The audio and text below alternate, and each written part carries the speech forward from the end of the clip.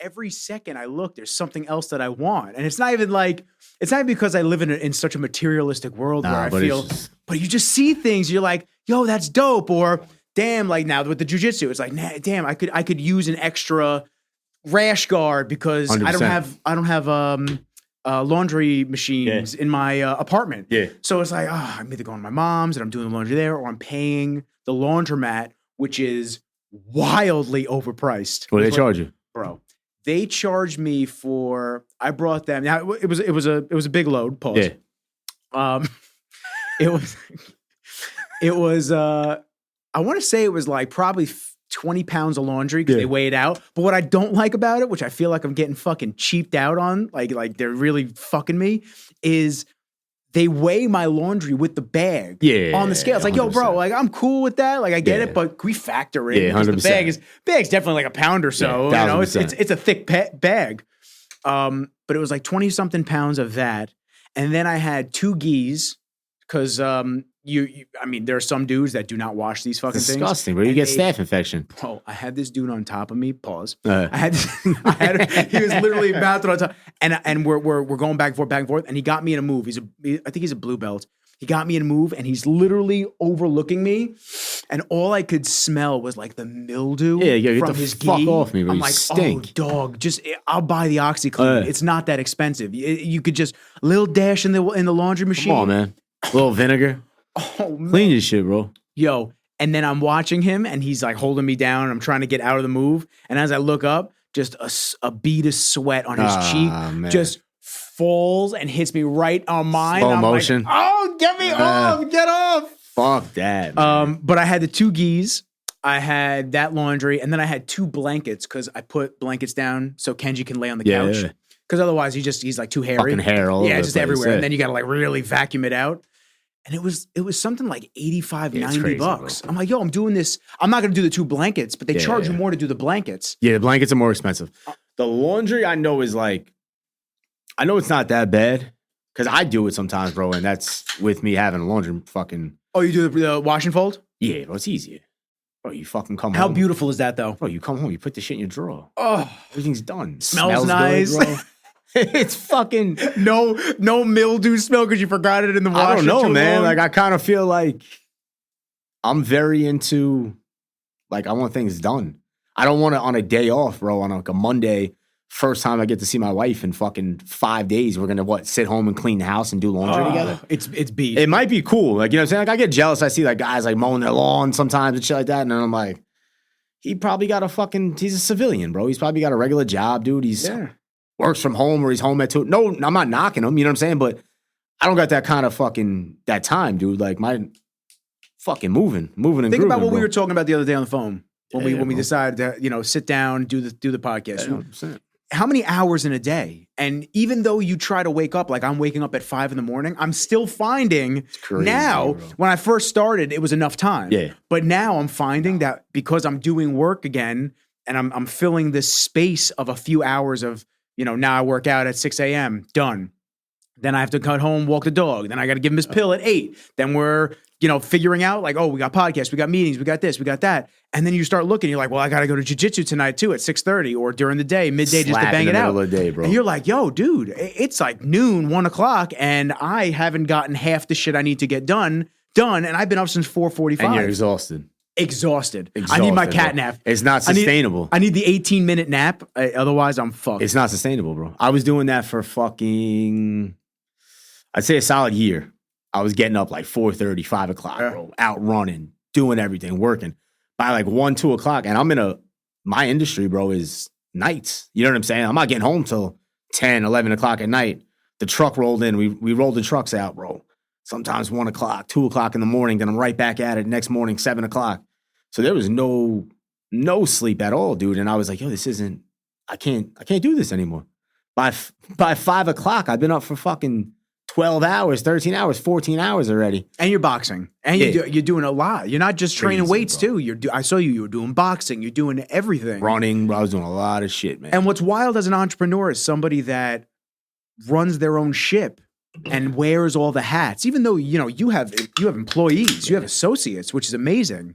and you've been able to expand and do the trucks and do the restaurant, which we're going to get into. Yeah. But you wear all these hats and you have to get that balance of physical exercise in. And I can't stress that enough. I allowed my job to dictate not only my workout schedule, how I was eating, my mental state, just everything. And you really have to prioritize physical and mental state before the job, because if you don't, the job is just going to fall by the wayside. It's going to be shit. 100%. And I was so big on that, bro. Like from the minute we opened till up until maybe a year ago, that was the most important thing to me, dude, was getting up in the morning, working out, making sure my mind was clear, going for a run. You know what I'm saying? Like, because that is what I was able to bring in for everybody. You know what I mean? Like I was able to go in and, all right, guys, listen, this is how the day's going to go today. I'm fired up already. I just did a million different things before I even got into work. And I let that all go, man. Like you just said, I let my career dictate a lot of shit. And it didn't pan out too well. It ruins a lot of things. Ruins a lot of shit, and man. that's professionally, personally, it leaches into all areas of your life. I mean, when I first started doing this, I would edit all weekend. I give myself the weekends off now. Like I'll edit, don't get me wrong. I edited some photos yesterday, but heavy projects, I have to wait till the week, man. I won't, unless there's like a crazy deadline that I need to get something in by, I have to give myself that time, because especially with what I do and a lot of other creatives, you have to stay sharp. You have to stay mentally sharp. You have to think about things like what's the edit feel like? Where am I getting the music from? How is it going to go through? What social sites are we posting it on? What's the duration of the video? All of this before we even get to what's going to make the client happy. And that's before we even get creative. And that's the whole job.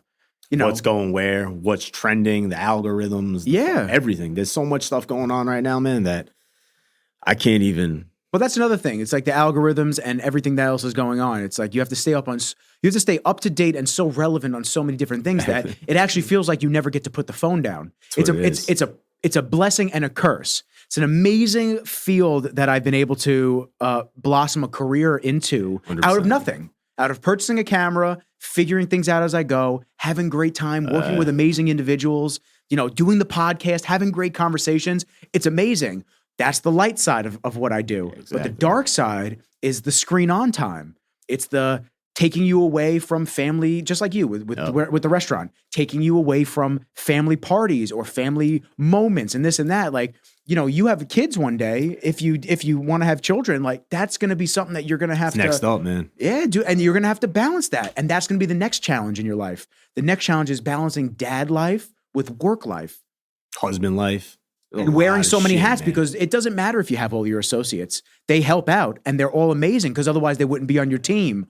But you still have to take the reins of the ship. Just like you said, you come in mad excited. You come in like amped up for the day. Like I just did all this stuff. I got my workout done, this and that. And then you want to rally the troops behind you. If you're that low frequency, low energy, they're not going to reflect over with, it. Bro. They're not going to be excited for work. Nobody's going to care, man. No, they're not going to care. And then the food's going to reflect it. And the service is going to reflect it. And in change, then the restaurant is going to have a lot of issues. All because you didn't bring that extra energy. And you're like, yo, I'm ready to annihilate this day. That's all it is, man. Every single day. Going in, getting everybody on the same exact page, making sure, just managing, like that's like one of the things, bro. Just managing so many different personalities and learning how to do that. Like I didn't go to school for any of this stuff. I got I was at NASA, I got maybe like 16, 17 credits, and I was just like, enough. Like I can't. Sitting in class one day, I text my parents, I was like, hey, can we meet for lunch? Middle of class. They're like, yeah, like you got class, right? And I was, yeah, we'll talk in a few. I'm like, yeah, I don't want to go to school anymore. Like there's nothing, I'm not into it. You know what I mean? Now I'm pretty interested in going back to school.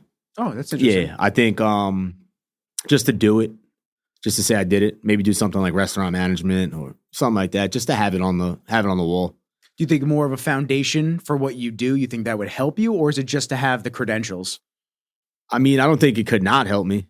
I feel like you're always learning every single day. I don't know everything. You know what I'm saying? I probably don't know a quarter of the shit. I know enough, and I'm pretty good at what I do. So I think it would just be something for me. You know what I mean? Like more My wife's big into school, dude. My wife's looking now for doctorate programs and shit like that. You know what I mean? I'm like, Jesus Christ. I'm over here fucking. I have Sally Mae as gold diggers in my phone. So every time they call me, I'm like, I don't not have the money. I just don't feel like paying it. All right, here, fine. Here's the payment. Leave me alone. Leave me alone, please. So I think about things like that, man. Because I would like to maybe, I look at dudes like David Grutman. He like runs Miami, big hospitality guy.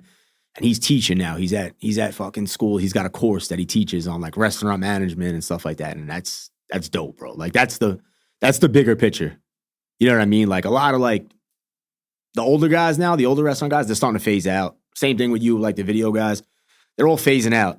Now it's our time. Like it's time for us to get busy and do the things that they did. But now the world's so different that it's on a larger scale. Larger scale, and there's a lot more to learn. I think the learning curves are much higher now because there's so many more avenues we have to hit. You 20, 30 years ago, if you were in the position that you're in now, you just have to focus on a 20 square mile, 30 square mile radius of if the food's good, the people will come. If the food's good, the people will come. And that's still the case today. But you also have to understand the social side of things. Crazy, bro. And create buzz and create hype and PR. There's a lot of things that a lot of people didn't have to deal with back in the day. People had their favorite restaurants, they just go. Nowadays, everyone's always looking for something good. They're like, I want to try something new. I want to do it. So you have to roll with the times. If a menu item isn't working anymore, you have to be able to shift it and pivot to something different. Whereas a lot of restaurants that probably fail, they keep the same mentality. It's like, well, I know the food. They're saying, I know the food's good, and if people don't like it, then fuck them. It's like, no. Well, those are your clients. You have to take that feedback and change. I was just talking to my guys about that the other day. I was saying with like the people who call the restaurant, like if a ticket's messed up, if we forgot something on a burger, it might seem annoying in the moment, but those are people who truly want to see you succeed because they're taking that time out of their night, their dinner, their day with their family. Hey, I just want to let you know, you guys forgot such on my burger. Thank you. You know what I mean? Because then I'm going to go into the back and I'm going to make sure everybody's on their P's and Q's and sharpen. You know what I mean? Not just, oh, fuck them. They did this. They did that. Why are they? No, that's not. They're paying for something. They obviously love us, want to see us succeed and keep growing. And they have to let us know, hey, you guys are off your game today. You forgot this. So smarten up. Yeah. My guys in the back, man, smarten up. Attention span's not there anymore. No. For a lot of people. That's why the phone with the reels. It's tough, man. Come on, man. It's tough. And so that's tough on two parts for me. So, and it's funny that you say that about smartening up. So I want to get back to that in 1 second. We'll touch on the reels. The reels are crazy to me because obviously I've said it before on the podcast. I've said it before on my stories. It goes back to the dating apps. It goes back to the originality of, next. Oh, this person isn't tall enough. Next. This person isn't hot enough. Next. She doesn't have big enough boobs. Next. This guy doesn't have straight teeth. Like, oh, he's too short. Whatever it might be, it's like you're always looking for the next best thing. And that has translated over into video and social content. We get dopamine hits all goddamn day. 100%. You could watch, you know how many times, and I know we're all the same. You look down at that phone and you start scrolling through some reels or TikTok or whatever, and an hour goes by. Crazy, you look at the fucking clock and you're like, I don't have time to be wasting like this. And I just fucking banged out an hour on nonsense. On bullshit. Nonsense. Nothing going on. None of it matters. Nothing that's gonna pertain to your career, your life. Nothing going on. Nothing. Just a bunch of shit. Yeah. Stupid stuff, bro. You're ingesting it all, and you're just sitting there like a funnel in your mouth and your eyes. You're just like, oh my God, just give me more. And realistically, what you have to do is you got to put that fucking thing down. I have time limits on all of my apps, and every day I blow through them. Have to, bro. Because people message me. You're hitting 20 more minutes. 20 more minutes. Yeah, 15 minutes. Yeah, dude. Like, why the fuck do I got this, man? It's just annoying at this point. Take it off. Fucking time. It's like me in the morning when I'm going to wake up. If I know, like I got up this morning, I was supposed to be up at 6. When did I text you? 6:30? I texted you around 6. That's when I was supposed to be class. up. Yeah. And I just said, yo, can we push it? Because I fucked my AC joint up. So I was like, can we just push it half hour? Because I have Marina. She's going to work on my shoulder. You got it done already? It came out. Yeah, she did cryo. I'm going to go to my boy Scott tomorrow, and Scott's going to blade it and do everything like that. The blade's no joke. You know what? It's just overuse. I don't think I tore anything because I have full range. It's just uncomfortable with certain areas. Listen, I went ham. And we're going to go back to this. I went ham at jiu-jitsu and OG training. Nice, the man. last dude, I was going.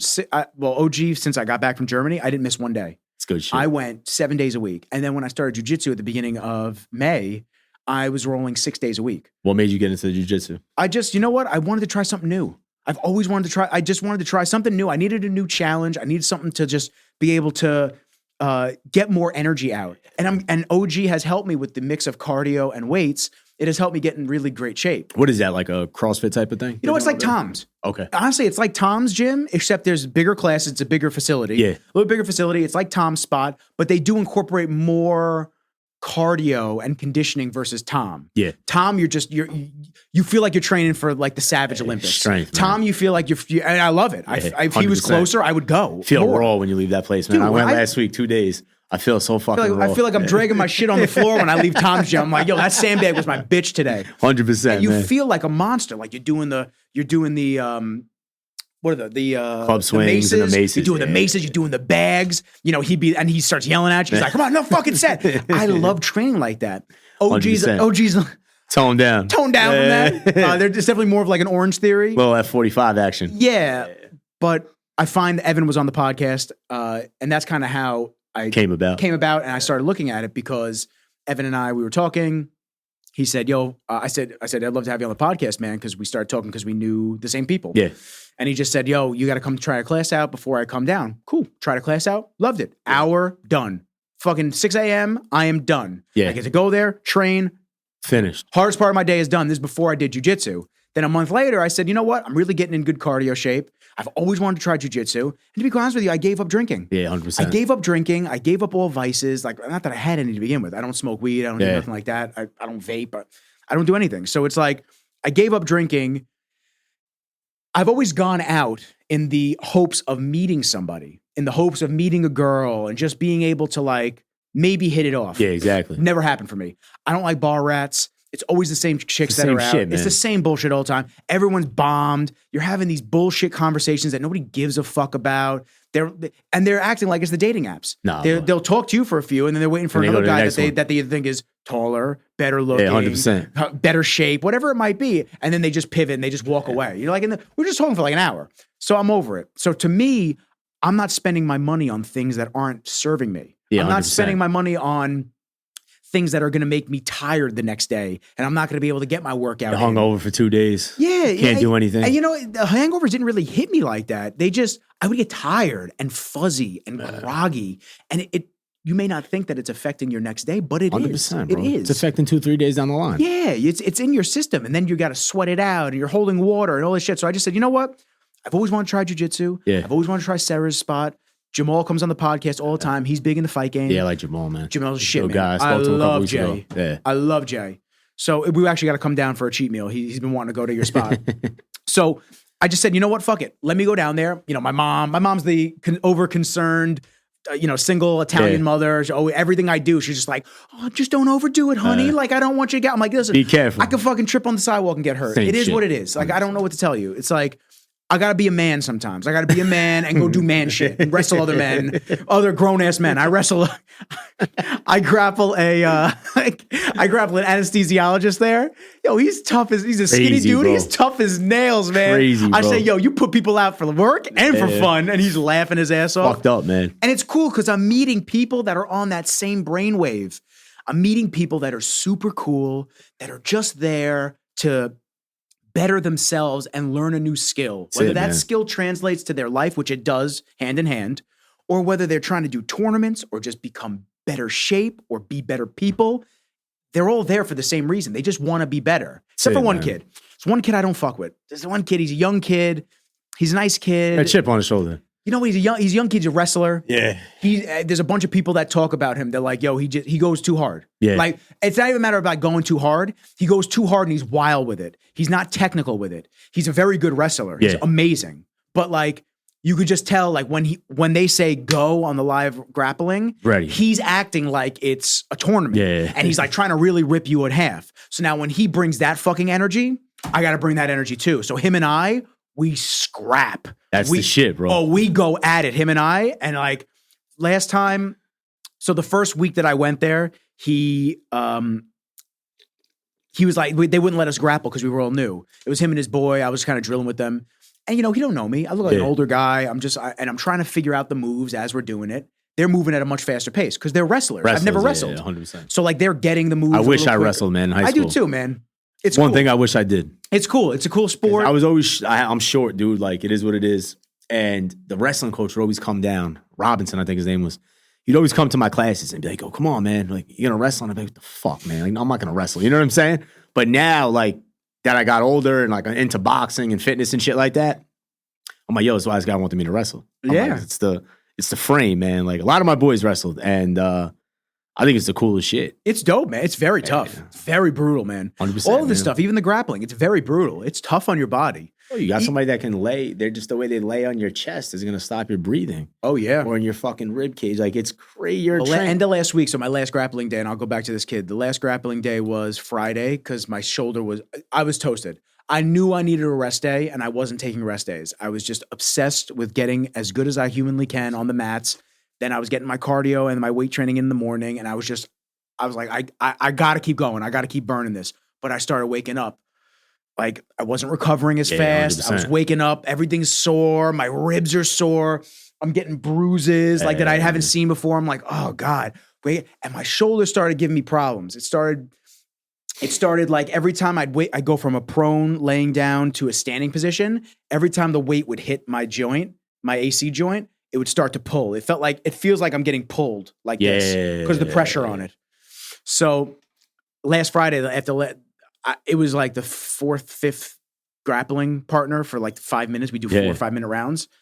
And my fingers, I couldn't even grip him anymore. Shit. I'm just like this. I'm gripping him, and Johnny, this Asian dude who's at the gym, he's a black belt under Sarah. Sarah's standing there, and he's watching. Every time Sarah sees me, he goes, "Nikki fucking Rizzle's on the mats. Let's go." I'm like, "Oh, let's go." You're amping me up. I never thought Matt Sarah would say Nikki Rizzle. That's amazing. So like they're watching over while I'm grappling.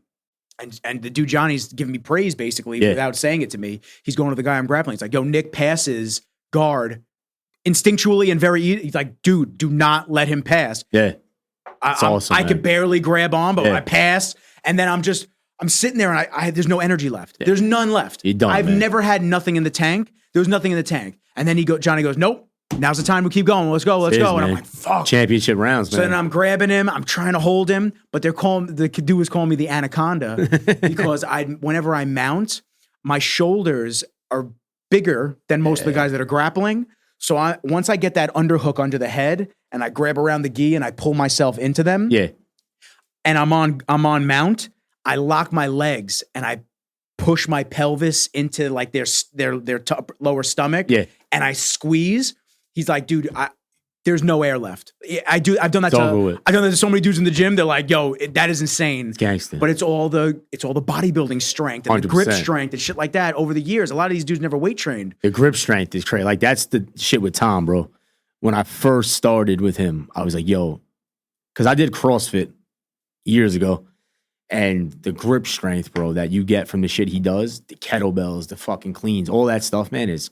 I always say you get your hands ripped. You get your hands ripped open, and then it grows back tougher. And then it grows back tougher, and then you rip it again, and it grows back tougher. And it's like, but now you're able to hold the heavier bell without having to stop with up to 8 reps, 10 reps. You're grabbing the thumb, trying to figure out how you're gonna hold on to the barbell. Yeah. That's the biggest problem, man. The grip strength, and that's what comes with the jiu-jitsu shit, man. Well, what's funny is they're talking about clamp grips like this, not C grips, like with you gripping over it. Not you gripping over like this, but gripping like this and being able to hold on to people. Not like when you're doing no-gi, but doing gi stuff. It's funny because all my years of training bodybuilding and with weights, I never grip like this. I've always gripped like this, even bench press. So it's like, for me, I'm like, oh shit, is that why my fucking shit's all meaty and I got good grips? Because I've been training like that for years. I had no idea. So long story short, I did the jiu-jitsu because I wanted to try something new. I really wanted to try something new. I wanted to just put myself out there. And I'm going to be 32 this August. And it's not like a midlife crisis or anything like that. It's just, I've done so much in the fitness industry in terms of like conventional training that now it's time for me to challenge myself in a not so binary movement of up, down, triceps, chest, push, pull, hitting that. And it got boring. When I started training with Tom, it was so much fun. I loved it. And then I couldn't go all the way down to his gym. When he was in Mineola, it was a little bit better. Yeah. but I couldn't go all the way down to his gym all the time. It was a little too far for me from it's coming deep. from Huntington. 100%. And then once OG was kind of there, it only takes me 20 minutes to get to OG at 25 in the morning. So I said, you know what, fuck it. Let me just shoot down there. I'll get that in. I haven't gone to Bev's in 2 months. That's the shit. So I never did any of that conventional like weightlifting shit. So I have no clue what any of it is. You know what I'm saying? I got no fucking clue, bro. Like, so the young kid that works for me, Troy, he's like my little right-hand man. He's into that. Kid went away to school, lost like 100 pounds. Came back from college, fucking fire. Yeah, sick, bro. He's disciplined. And that's the training he does. I'm more into like the boxing and like the shit like Tom and stuff like that. So try to like work with him. I'll do like 3 days with him. He'll do like 2-3 days with me, whatever. But I have no clue, dude. I'm in that gym and I'm like fucking, today he had me doing some shit, some type of pull. And I'm like, he's like, no, you're out. Except kickbacks? Yeah. Yeah, kickbacks. I'm like, what the fuck? It's another world, man. Yeah, it's totally another different, world. man. I think I've done everything correctly, and there's no right or wrong, but for my progression in physical activity, I think I've done everything pretty much in a very good line to bring me to where I'm at now, because it's all helped me get here. Yeah, because sometimes you could do things that kind of are counterproductive to your journey in a fitness way, but doing the bodybuilding shows, learning what I liked and didn't like. I hated the fact that I was going against all dudes on juice. I hated that shit. I don't care if somebody takes, steroids, anything like that. That's on you. Like, if that's something that you want to do, please, by God, Still got to work hard, man. Without question. Yeah. But do it the right way. Right way, and 1000%. safely. That's my only thing. We're getting to the age now. A lot of my boys is TRT. Yeah, TRT is good, Heavy, man. Yeah, I think a couple of years. And then what you could do is you could actually you don't even have to get TRT in the. They got the rub, right? Well, they have that, but I'm saying you don't even have to get actual testosterone replacement therapy. You can get a peptide, and the peptide stimulates your body to produce more testosterone versus an external source coming in, which then you have to worry about balancing out everything, your testicles shrinking, whatnot. Yeah. You have to worry about all that when you start taking external sources. The other thing is, depending on how much you're taking, your blood thickens. So then you got to do oil changes and literally just like, it's a lot. Blood. It's a lot. There's a lot to think about. 100%. But the peptides are really cool because they also have money. the growth. Yeah. You gotta have money to do shit like that. But to do it correctly, the right way, 1000%. Yeah. To do it the right way and to not have to worry about insurance and this and Average that. Joe, bro. Yeah, 100%. Be your own advocate and practitioner for healthcare. Then yes, you need to have the loot for it. But the growth hormone peptide is very cool from what I understand because it stimulates your pituitary gland to produce more growth. And for men, and women, it helps with skin, it helps with sleep, it helps with recovery. The benefits are endless. And then you're doing it in a way that you're not shooting growth directly into your body. I've had friends that just took growth just to take it. They're like, oh yeah, it's improving my skin and my sleep. It's like, all right, what are you doing? Oh, I'm just shooting in my stomach. I'm like, you might not want to do that. One of my boys when we were younger, man, he was on HGH, man, for fucking, because he was small. You know what I'm saying? This kid would be fired the fuck up, bro. Wrestling. Oh, yeah. He would literally, we'd play football in the backyard. He'd fucking tackle you through the fence. My dad would be outside, like, look at this kid go. It's like, And I'm like, he's fucking taking he's taking HGH. He's taking steroids. At 12 years old. What are you talking about right now? You not see him shoot. He's shooting up right now next to the tree. Laying you out, bro. You just finished playing football. You're on the floor. You're like, fuck. Jesus, what is your head made of? Cement? Like, yeah, bro, it's a new compound. Just start taking it. Woo! Crazy, bro. Nuts. I was talking to him about that the other day. I was like, dude, come on, man. He's like, I was always strong. I'm like, yeah, bro, you had a lot of advantages on people, man. That's why. Yeah, not that strong. Crazy, man. You're not supposed to be that strong at 12. Definitely not, man. Not playing Bombers football, laying people out, bro. Come on, bro. Those NFL Street. That's what it looked like. Straight up, bro. Running through everybody. Dudes through. Nutbag, bro. Holy shit, but. And it's wild because I was looking into the tournaments because I want to do a tournament. Yeah, man. And the IBJFF, I think it is. Well, there's ADDC, something like that. I'm going to sound like an idiot. Hold on. IBJFF. Yeah, my time limits are up. Here, 15 minutes. 15 minutes. It's only 12:08, man. IBJJF. IBJJF. And then the ADCC. From what I understand, both organizations don't test. It's crazy, bro. Which or I think IBJFF tests the day after the winner or something like that.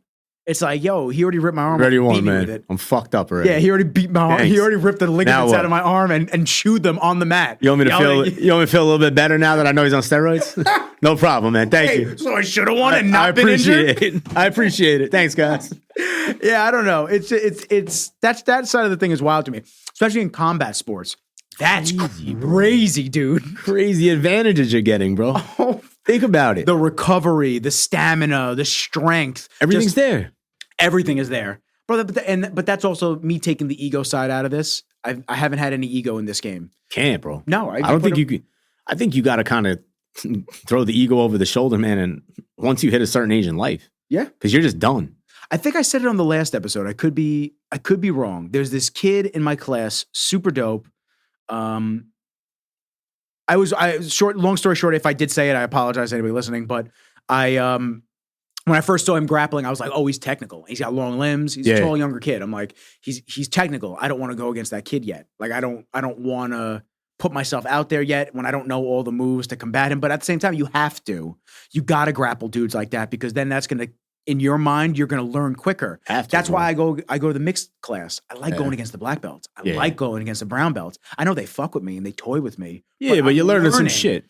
I'm learning, and I'm learning safer than if I rolled with just white belts, because the white belts, they go too crazy sometimes. That's like green sparring. It's the same shit. If both of you don't know what the fuck is going on, it's just going to be a wild... You're just going at it. You're just going at it. You work with somebody that's better than you, and what we were talking about a few minutes ago, setting the pace. Who's setting the tone? You come out, I throw something at you, then you're like, I need my lick back. Yeah. You come back, you just start moving around, you get the feel for each other, see who wants to take it where. You're setting it off. You know what I'm saying? The kid Troy was just telling you about last Monday. I took him to boxing with me, and I haven't even been like active with it, bro. I had like a month and a half span where I was able to go, and then trucks picked back up, and it kind of went out. And my coach Ryan, he's like, "Yo," he's like, "You guys want to move around?" He's like, "Just light, not too crazy. Come out."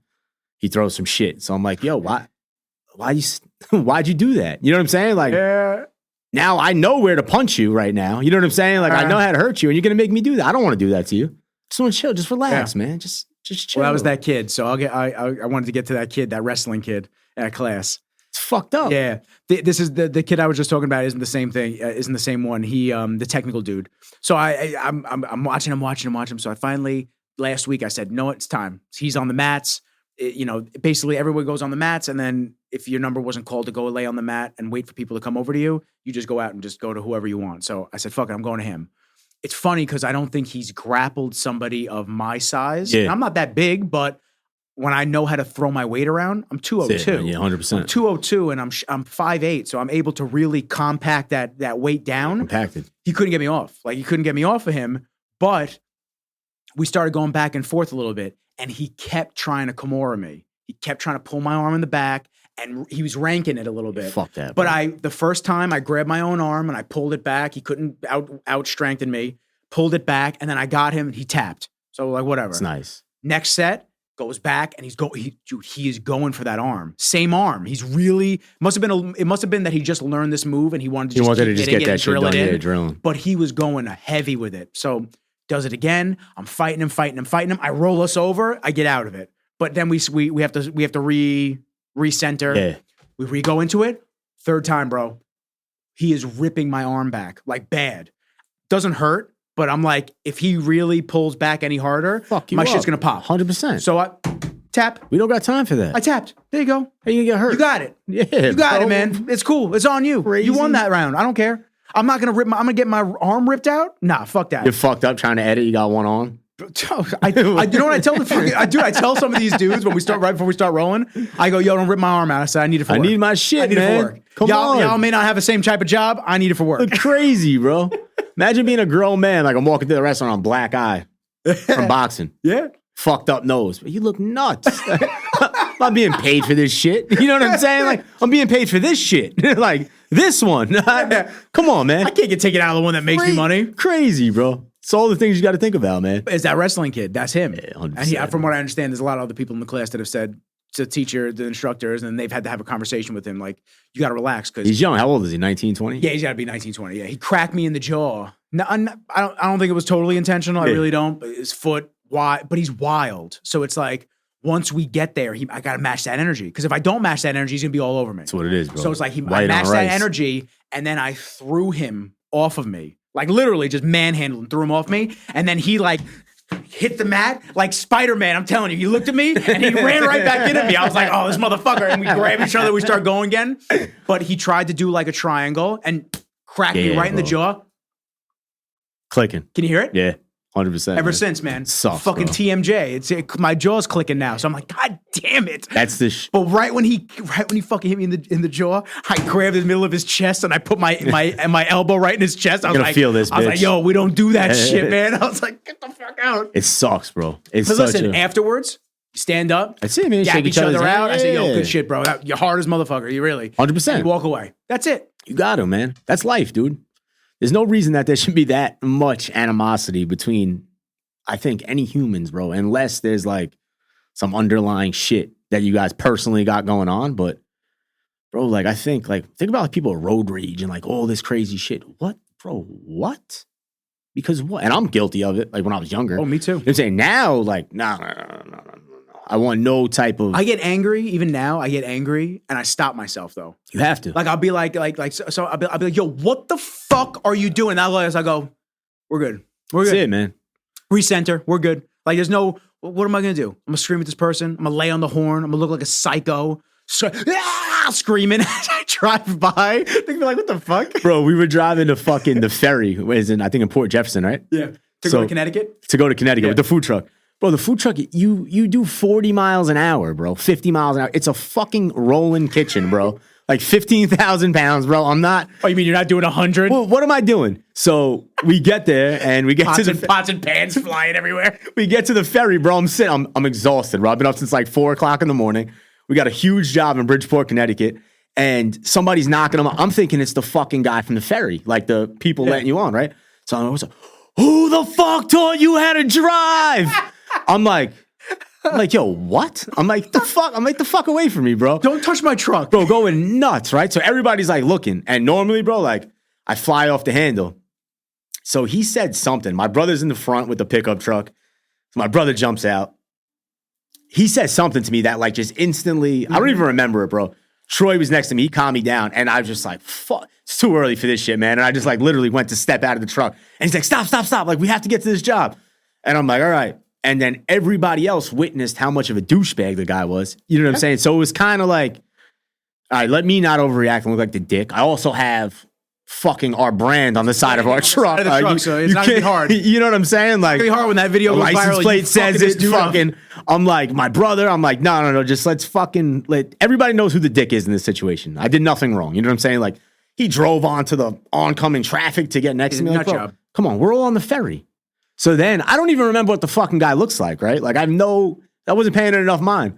I'm upstairs. They have like a little like fucking breakfast area. I'm drinking a cup of coffee. I'm sitting there. $9 for an egg sandwich. Yeah. No, $30 for an egg sandwich. I look up. The guy's online. He's like this. So I don't even know. So I'm like, what the fuck? And then my brother's like, yo, that's the guy that you were just that was just going crazy. So great though. You didn't even remember him. You're like, I didn't even remember because I didn't give a like mean bro, anything who cares? to me. You know what I'm saying? Like, dude, you're gonna take that. You're with your wife, and you're gonna take that energy because now it's all gonna fucking because it happens to me. It trickles down. So if I'm fired up and my wife's next to me, she's catching the fucking raft of it. You know what I mean? Like, not on purpose, but just but everybody in the wake. You're just in a bad mood. You're just in a bad mood. You're in that zone, and everything is going to set you off the rest of the day. So you're getting on a ferry right now to go enjoy your fucking day in Connecticut, and you're fired up about me, and I don't even remember you. You're gonna sit there grilling me to try to re-spark something that doesn't even need to happen. You know what I'm saying? Like, who? But that's one of the crazy things about the jiu-jitsu as well. I look at, I love Jocko Willink. I love Jocko's page. I have for years. But now that I'm rolling, I'm understanding more of what he talks about with the jiu-jitsu.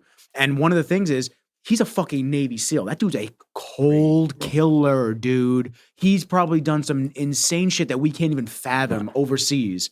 But he talks about street fights, and he talks about getting into altercations and all the different things that could go. He says, nope, I can get away from you. He's like, the second you put your hands on me, different story. Now you're making me do things.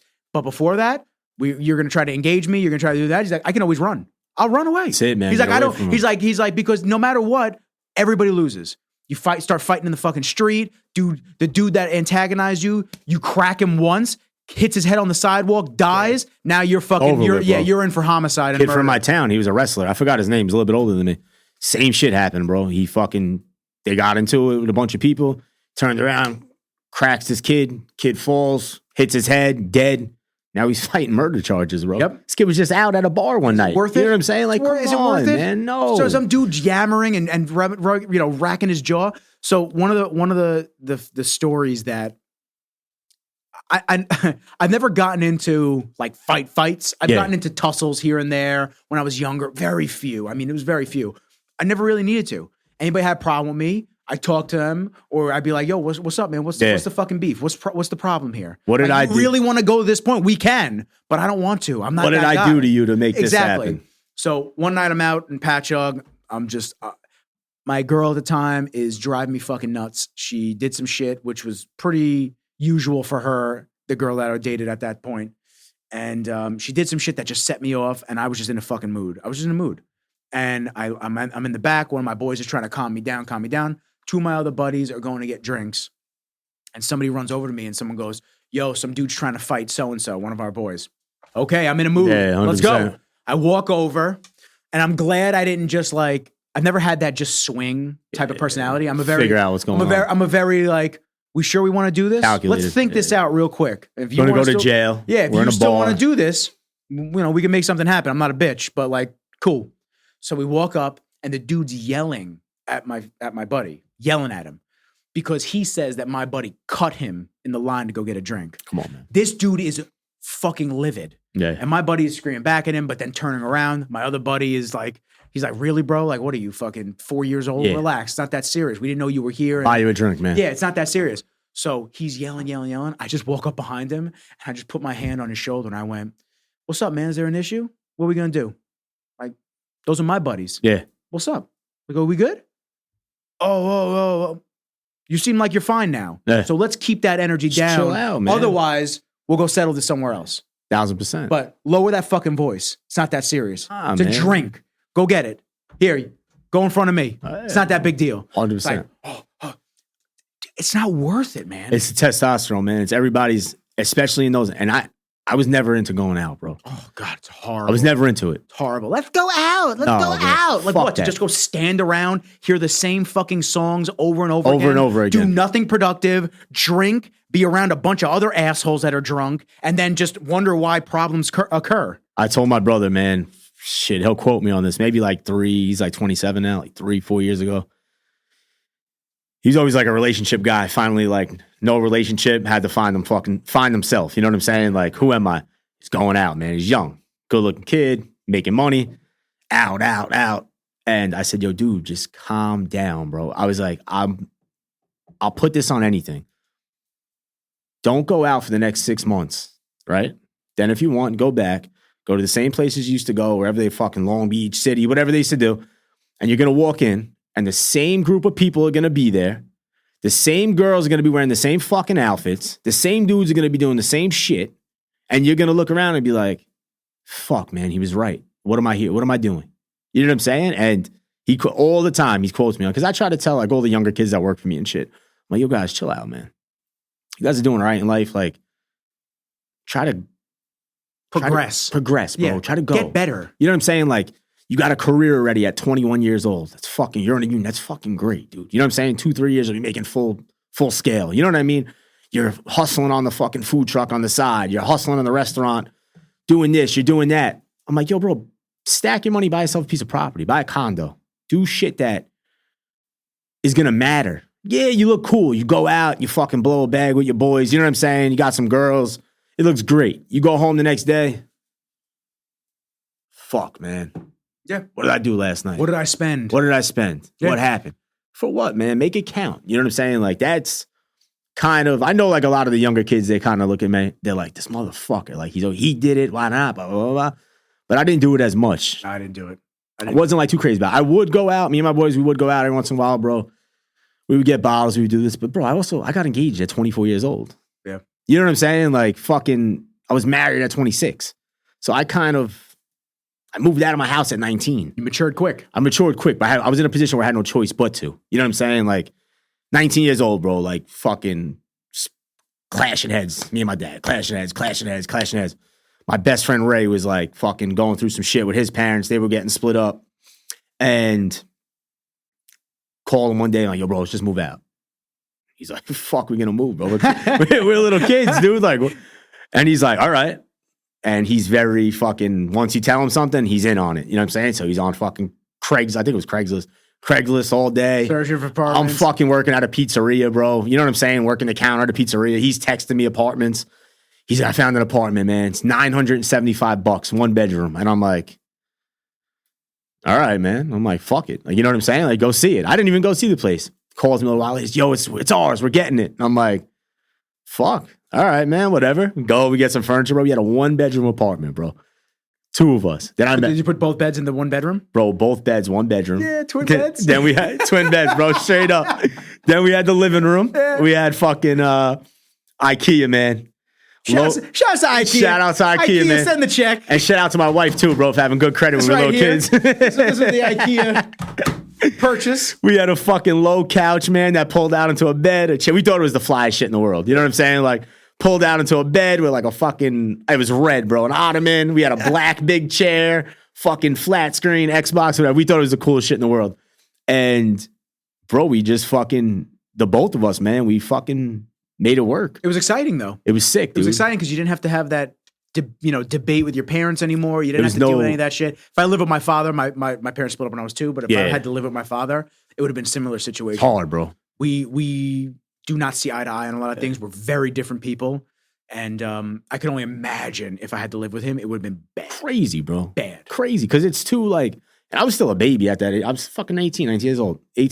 But just the, like, and I wasn't even like that, but just like him, like, he, like, fucking asserts his dominance, bro. Like, everywhere, anywhere, on anybody. Like, it's like, fuck. You know what I'm saying? Like, it's, and you're just constantly battling, bro. Like, nobody's got time for that shit anymore. It's an uphill battle. You know what I'm saying? Like, you're not, when I moved out, dude, like, then he had no choice but to respect that I was making it happen. You know what I'm saying? So it was kind of like, all right, I got to give this kid his respect. He didn't come back. But then in the same breath, I prepared you for this. I turned you into doing blah, blah, blah, blah. It's like, all right, cool, man. You know what I'm saying? Whatever helps you sleep, Pop. Whatever. It is what it is. You know what I'm saying? Now we're fucking partners. Yeah. It's fucking, yeah, man. So let me get into this. So you're working at the pizzeria. Yeah. And you're 19. Mm-hmm. And you moved out. So at what point did you shift into, like, how many career changes were there before you decided to try to open up your own spot? Like, what was the timeline?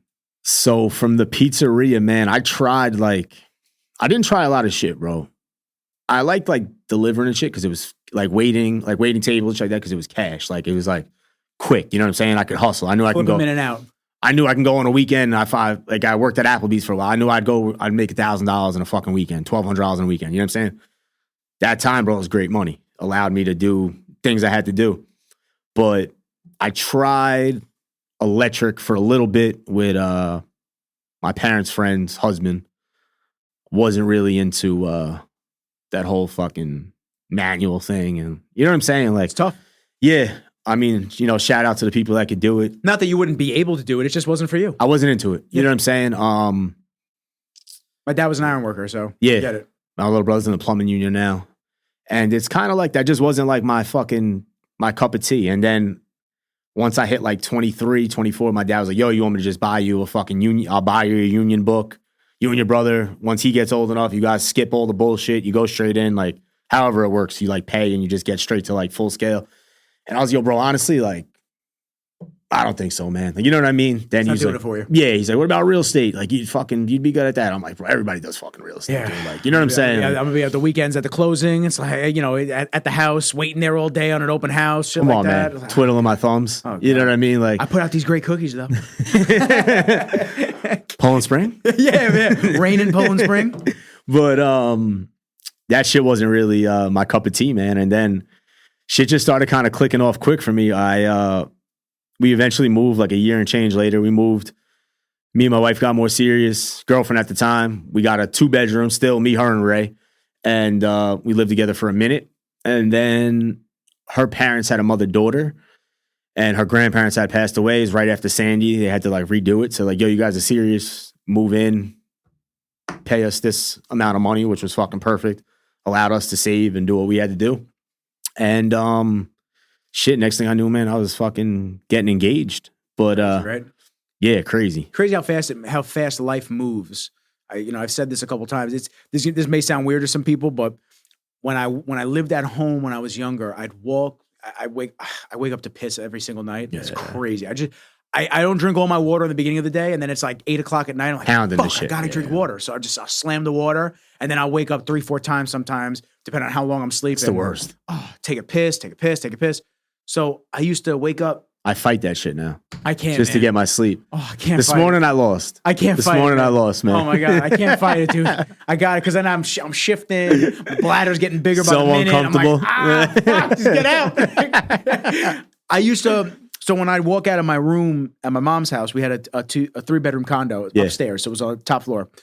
I'd walk across the hall, go to the bathroom because I had my bathroom right there. It was a 3-bedroom, 2-bath. I'd walk across the hall, go to the bathroom, and as I'd come back, the moonlight would always shine in every single time. So it'd shine in through the window, and I'd always just look at the moon. Yeah. I would look out the window, I'd look at the moon for like maybe 2-3 minutes, look at it, like, damn, it's crazy. Like, it would be fun, back then I wasn't thinking 10, 20 years. I would think, like, man, it'll be a couple months from now, look at the same moon, time passed. Look at the same moon, time passed. It's like now I look at the moon, I'm like, God damn, that was like 15 years ago. Crazy, 10 bro. years ago, I was walking past, taking a piss in the middle of the night, looking at the moon going, you know what? A couple months, it'll be the same moon, but time passed. And it's like 10 years. Scary, dude. It's wild how fast things progress and things go through. I mean, COVID felt like a blur. Yeah. Felt like a blur 100%. during that time. Felt like nothing was ever going to come be the same. You never thought you were going to open up spots again and this and that, or that you'd be able to do your thing. And then it's like, oh, we're done. And like everything's slingshot, and you're like, holy shit, how long ago was COVID? 4 years, 3 years? How long ago was this shit? You were walking across the street. Kenji's 3.5 years old. He's going to be 4 in December. He was born December 2019. It's insane. Yeah, 100%. How quickly time progresses. And that's why I try to make that so explicitly clear to everybody. Enjoy your time. Have to. Take the time for yourself. It's cool to be a hustler. It's cool to make that loot. It's cool to progress your business and to be a big swinging dick. Shit like that. 100%. But when it comes down to it, it's like, yo, your parents are getting older. Your family's getting older. It's crazy, man. Something I wanted to touch on, I want to get back to you. Yeah. It just reminded me. So every morning when I walk Kenji in Huntington Village, there's a smoothie and juice spot called Roots. And the first time I went in there was this dude, Johnny, behind the counter, a little sporadic, like, he seemed like a little zippy kind of guy and liked to talk, super nice. Every time he saw Kenji, he was very respectful because he knew Kenji, unless Kenji knows you, he's kind of hit or miss with you. So like, oh, hey, Kenj, hey, big Kenj, like, just pet him once and like walk away. He'd always give him peanut butter. And we'd talk. He was a recovering heroin addict. So we would talk about life and we just talk about things and everything that he's gone through. And he's like, I never thought I'd own a juice shop or be a part owner of a juice shop, this and that. And then a couple months, this was months ago. Gives me the chills, man. Yeah, dude. And it gives me the chills. Yeah, and it's just like a couple months ago, January, February is when I met him. And, we talk about content. We talk about the podcast. He'd listen to the podcast and tell me, oh, I love this episode. I love this. I love that. And I said, yo, you should come on. We should talk about just everything that you've gone through. Your journey could help a lot of people maybe not making the same mistakes or getting out of the mistakes that they're making. He was totally on board, this and that. So I haven't seen him in a while.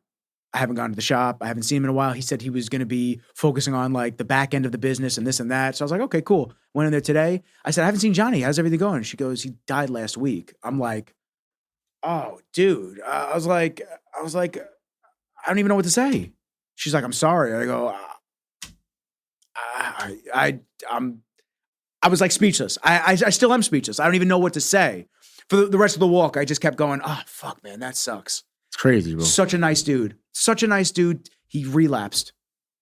Such a nice dude taken down by bullshit. That's what it is, bro. Taken down by fucking bullshit. And the point of the story is you don't know how long you have on this earth. Nah, you bro. don't know. I mean, you can control a lot of things, but there's a lot of shit you can't control. So you have to just make the most out of every single day. Wake up. One of the neuro guys that I listen to, not Huberman, he's another guy. He does brain scans. I forget his name. But anyway, he says when his head hits the pillow at the end of the day, one of the things that he does for good brain health and to like keep his mind in a good state, and I have to I forget these things, like these little tips, these bro. little like things, like when you wake up, you're supposed to say, I'm so happy to be awake, or something. You're supposed to just start the day like that. I forget. Like the first thing I'm thinking of is, did I get any messages overnight that I have to answer? 100%. So I have to remind myself of these things. But one of the things that this doctor says is, once your head hits the pillow, it could be a shit day. You know, he said my dad died one day, and I was depressed and grieving and upset and this and that. But when my head hit the pillow, I did the same thing that I do every day, which is, what went right today? Yeah. What went well today? And you think there, and then you start to form a mentality of gratitude. And that's huge. Being grateful for the little things, being grateful for just being able to train, own our own business. On a fucking Tuesday at 1:35 or 12:35, be able to do a podcast. 1,000%, bro. And be able to then go back to our work that makes us money, where people have to slave away all day to make barely minimum. You don't think about that shit, man. You don't think about that. And you keep thinking about more. You keep thinking about more. You keep thinking about the houses you want to buy, the real estate you want to buy, the cars. Like, I've been thinking about a Toyota 4Runner for like the last fucking 6 months. I've been like, I want to get rid of the BMW and think about that. But then some of the videos I'll see on TikTok where it'll be a little kid with terminal cancer laying in bed 100%. and all he wants is a warm blanket That's it, man. to nap. And it's like, and I'm bitching. I'm fucking Crazy, bitching, bro. and I'm not appreciating every day that I'm able to go out and do what I got to do and do what I want to do. Once you hit that certain, like, once you get to like that stature in life, bro, like, and I'm fucking nowhere near it. You know what I'm saying? But like, I feel like it goes two ways for most people. You know what I'm saying? Like how you were just talking about the guy from the smoothie spot that passed away, Johnny. Yeah.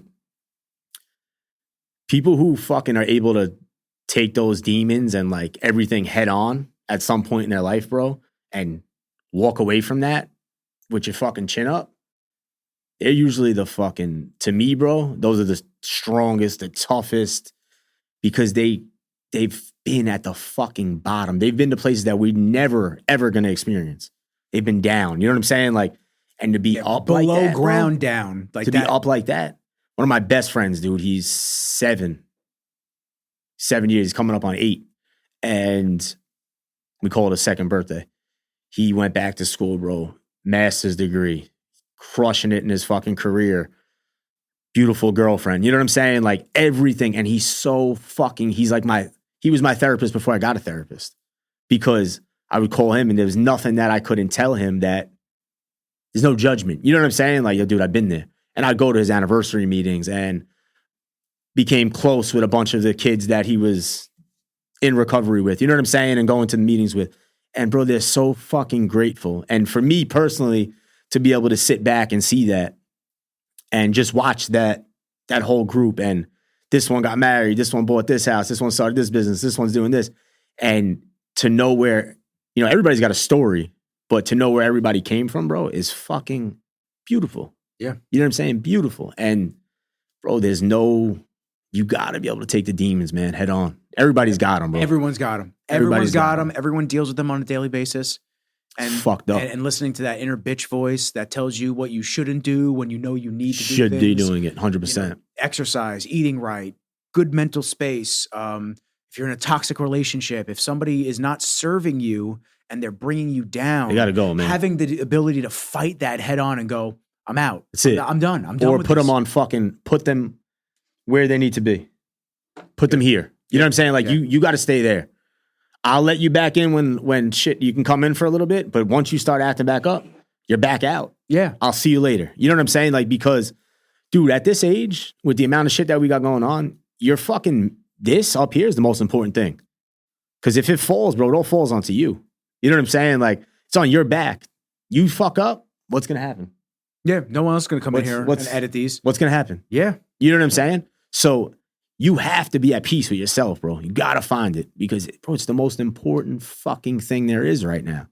For me, at least, bro. I'm 33 now, and I never even thought about shit like this. Now I'm like, yo, dude, I got to make sure everything is good around me. I also add a lot of fucking weight to my back that I probably shouldn't add for other people and shit like that. You know what I'm saying? But that's just kind of life lessons that you have to learn. That's how I am. You know what I'm saying? So for me, bro, like making sure that my wife's fucking, we're okay. You know what I'm saying? Our marriage, we get time together. She has a very demanding job.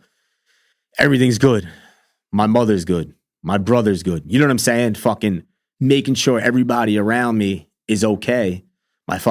My friends, they all got kids, wives now. Just checking in on everybody, bro, to make sure that Hey, you don't have to talk to everybody every single day, but just a simple, hey man, I was thinking about you. you're good. Hey man, I tell all my boys, I even said it to you, man. I tell all my boys when I hang out with them, hey, love you, man. That's it, man. 100%. That's it, dude. It's just, I don't know when we're gonna, maybe we're not gonna speak for a few weeks, a few days, whatever man. it is. You never know what happens. Just send some love your way. That's it, bro. I do gratitude texts.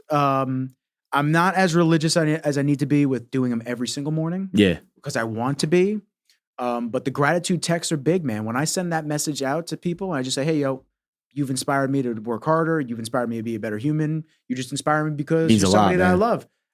When somebody reads that message, I mean, from my experience, the messages I get back are like, deep, yo, thank you for saying that today. I needed that. And it's crazy how it always is when you always send that out when somebody really does need that. I need that. This dude I met through one of my friends, my friend Jaron. I met his friend Maine, big real estate guy. Just finally, he's always into like the body shop shit. Just was able to purchase his first body shop. And we had dinner like twice, I think. Stay in touch, social media, text. Once every like month, 2 months, he calls me. Yo, what's up, man? I just want to make sure you're good. He's older than me. I think he's like mid-40s. Just want to make sure everything's all right. Keeping the ship together, everything's good. Blah, blah, blah, blah. Yeah, man. That's fucking amazing. You know what I'm saying? Like, for somebody to take the time out of their day to do that, bro, it's a beautiful thing, man. Yeah, I have people that'll message me, and it's nothing against them. I have people that message me and they'll see that I went somewhere or played golf or went to this gym or this and that. It's like, oh, you should have hit me up or you should have hit me up. It's like, yo, I forget. So, and I don't expect anybody else to do that. But like the whole point of being able to take the time out and go, hey, I hope you're good, because we're all so busy and you forget. It's like, you're like, damn. That's FOMO, man. That's people like just like. Oh, well, yeah, no. Yeah, I have the FOMO people. Come on, man. My buddy Joe, you are a son of a bitch. He's with over the FOMO. here somewhere, man. He's in the window. He's looking through the fucking window right now. Joe, the podcast ain't about you, dog. That's a big fucking. I went pretty private, bro. Recently, I'd say in the past 2 years. You have to. I went extremely private to where I feel like it was like making certain people like a little like, what the fuck is wrong with this kid? Because of the work-life balance. My main group of guys that have been with us for the past 6 years at the restaurant, they basically like became family. They spend holidays with us, fucking buy these guys fucking birthday presents, their kids' Christmas presents. You know what I'm saying? Like, so for me to, hey man, you know what I'm saying? Like, I don't like letting everybody knowing what I got going on because it's not everybody's business. It's not everybody's business, bro. And it creates these narratives in people's minds and they think this, and that. So I kind of I leave that alone, man. Instagram, I use it more for business shit now. Repost the burger joint. You know, I have people that run the accounts, but repost that stuff. Dude, if I didn't have truck. And not to cut you off, but I just want to make this point and then I want you to continue. If I didn't have to, a lot of people think that like me posting the dog or me posting shit like that. It's just like me bullshit and this and that. Yeah. No. So I stay relevant in the algorithm. 100%, bro. I don't give a fuck. I could turn that off Instagram if I didn't need it for my business and my job and promotions for companies that I work with and whatnot.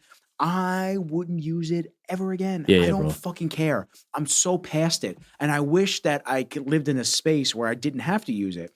At some point while I continue scaling this business, I want somebody else to take care of all my shit. Yeah, it's easier, man. I do not want to touch it ever again. I really don't. The only thing I like doing is keeping up with companies that I like. I tag the companies that I like, and some of it is in hopes that we can work out a potential deal and collab, especially for the podcast. Like I just bought, just before we did the podcast, I just bought, I re-upped on my meat. Yeah, I've seen that. Force of Nature. 100%. Love them. Love Force of Nature. I'm done buying grocery store bullshit. Send the pack, man. Force of Nature. Send me a fucking ribeye, baby. Send me something. I'll take a tomahawk, man. Oh my God.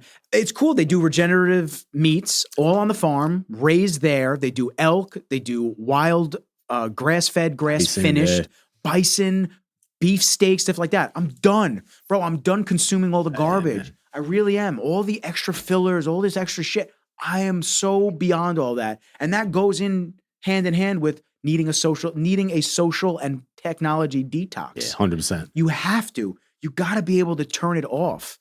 And unfortunately, it just consumes so much of your life, which is how we started this podcast. Ironically. Yeah, 100%. At some point, man, you have to be able to just get rid of it, dude. Like, I wake up some mornings, and for a long time, I had a thing where I didn't check any of that shit until like 12, 1 o'clock.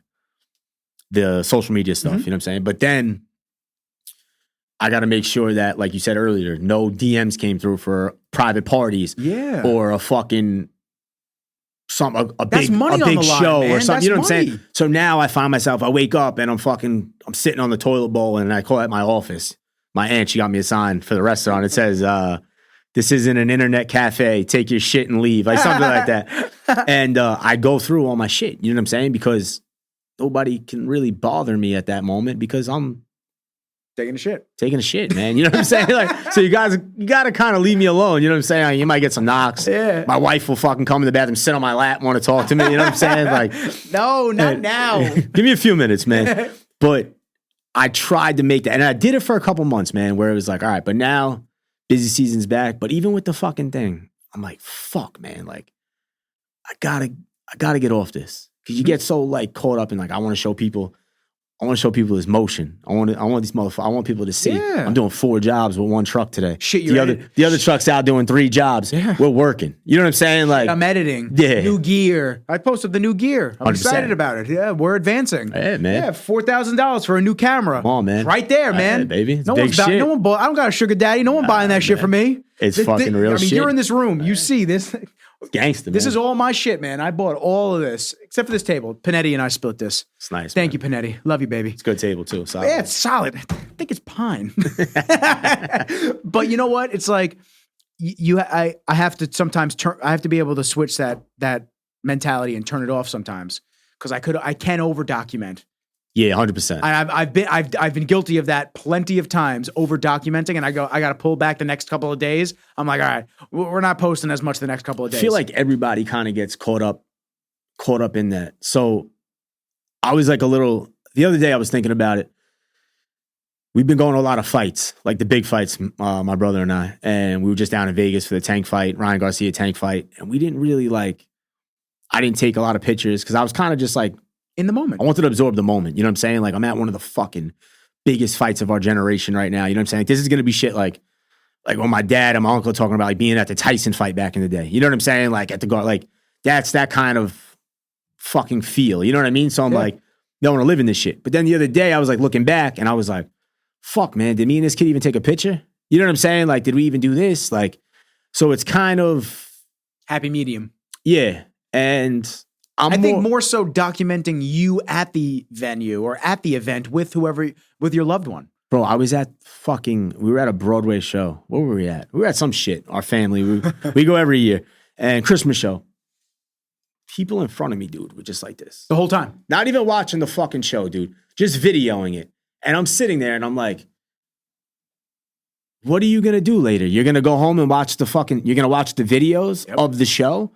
Instead of just watching the live show and having the fucking memory of what just happened. They're never going to rewatch that shit. Come on, man. For what? You're going to post every sporting event's the same thing. Come on, man. The whole time. It's like, you're going to rewatch that whole thing? Who cares? Just watch it on NFL, on the red zone. Watch the clips, man. Yeah, watch the clips. Go on fucking Instagram. You'll see the reels. You'll see the most important shit. Yeah. Who cares? You know what I'm saying? That's like, I go to watch like a boxing match. If I miss like a boxing match, something on YouTube, and it's like, highlights. No, fuck, bro. I want to watch the match. I don't want to see what you thought was good. You know what I'm saying? Like, I want to see the entire fucking thing from start to finish, see what I thought was good. You know what I'm saying? Like, then maybe I'll watch your fucking highlights and I'll think if we're on the same page of the fight or not. Your highlights of somebody sitting in front of you with their popcorn half up. Come on, and man. like half a head in this frame. It's like, and then you're moving around like, you're moving Come around on, man. It's ridiculous, dude. But that's just the shift, man. That's the generation we're in. That's what's new now, man. Everybody's just fucking. Everything's a vlog. The young kids, bro, they're all kind of fucking fucked, bro. I would think, not to be a dick, man, but I think that they're gonna miss out on a lot of shit.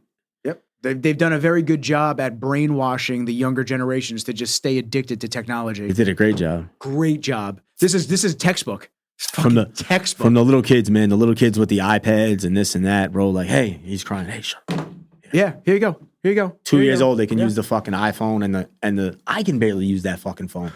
I swear to God, dude. Like somebody the other day messages me, hey, clean your camera lens. Like I was putting up a video, clean your lens.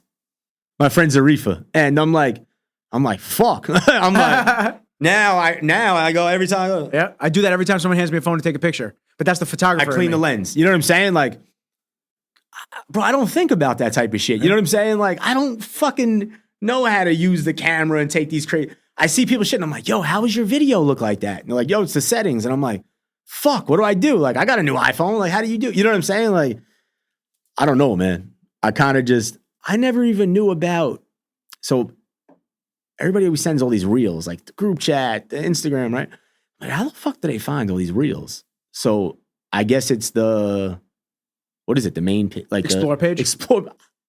You've probably been on the Explore page a bunch. No clue. Yeah, the restaurant or the truck has probably been on the Explore page. I had no clue. So the other day, I fire off like fucking 30 reels to my boy, Jaron. He's like, I know he's probably like, what the fuck? Because I just literally like found, I'm like, oh shit, look at this one, look at this one, look at this one, look at this one. And I don't know, man. I just kind of never took that fucking. I get caught in the Reels page. And now they're showing me all jujitsu shit. Yeah. So now I'm like, fuck, now I gotta watch it. And I love it. Yeah, 100%. And I'm watching it. I'm like, oh, this is hysterical. Save. And then I watch the next one. I'm like, oh, this is hysterical. Eating it up. Yeah. 2 hours passes. God damn. My legs are numb. I'm sitting on the bowl. I'm like, God. You go to get up, legs ain't on the. You're like, fuck, man. Someone peel me off this thing. That's the fucking. I mean, bro, that was obviously that's where we shifted, man. Yeah. This old dude the other day, Saturday, we were at a private party in Brookhaven. And this older guy, man, probably like 80s. He orders his burger. He's just fucking looking around. He's looking at the kids, looking at everything. Troy's like, yo, man, like, look how beautiful that is. Yeah. Like, and I'm like, yo, man, how's your day? He's like, I'm here. And I was like, fuck. You know what I'm saying? I was like, that's the realest shit I've heard in a minute. I was like, fuck, bro. I was like, Jesus Christ. Like, you just rocked me. You know what I'm saying? Like, 2 words. come on, man. I'm here. That's it, bro. Straight up. What? He's like, this is beautiful. Yeah. And I was like, yo, he's fucking right, dude. Like, he's 100% right. My neighbor's like 80 something now, Tony. Cuban dude. He owned the pool business. He just stopped, bro. He changed the liner on our pool a couple of years ago, bro, at like 70 something years old, bro. Him and his grandson came out. There was an ambulance outside the front of the house. I'm like, fuck, bro. Like, yeah, something. What happened? You know what I'm saying? Thank God everything's all right. He's just got to fuck. He's sick. But now, bro, like we were talking about before, we're at that age where it's parents, grandparents, like older friends. Like, there's a lot of shit. There's a lot of shit, man, that you got to kind of fucking put into perspective, man, and fucking get yourself ready for it. Because you kind of think that, like, a lot of, you think things that's not going to happen to them, or that's not going to. This dude Mark, man, I used to get the propane from him. He passed away in 3 months, bro, from cancer. 3 fucking months. That was like my uncle. My uncle had leukemia. Crazy, bro. Quick. Called me on a Monday. I didn't answer the phone. I think I just got back from, I don't know, whatever. I was just really tired, dude. I'm sitting on the couch with my wife, catching up with her, my in-laws. And her phone rings. And where is he? And I'm like, oh, fuck. I'm like, yo, what's up, man? Listen. I'm like, what's up? He's like, I don't know how much more I'm going to be here for. You told me you were coming to see me. I'm like, fuck, bro. I'm like, you're good, man. Like, you're good, bro. Like, don't worry about it. You know what I'm saying? You're going to be all right. Yeah. And at that point, we were in talks of, he had like a piece of property that he had the propane on, the firewood. My dad wanted it. So we were in talks of buying it or whatever. He's like, you and your father shit or get off the pot. And he's like, come see me. I'm like, all right, man, I'll be up there this week. I get caught up in my daily shit. I'm going to go see him Thursday, I tell myself. What do I get on Thursday? Passed away. That shit ate me for like 3 weeks, bro. I was like, what the fuck? I was like, bro, why? You know what I'm saying? Like, where'd this come from? Like, you know what I'm saying? Like, took time out of his fucking day to call me on his deathbed, and now he's gone.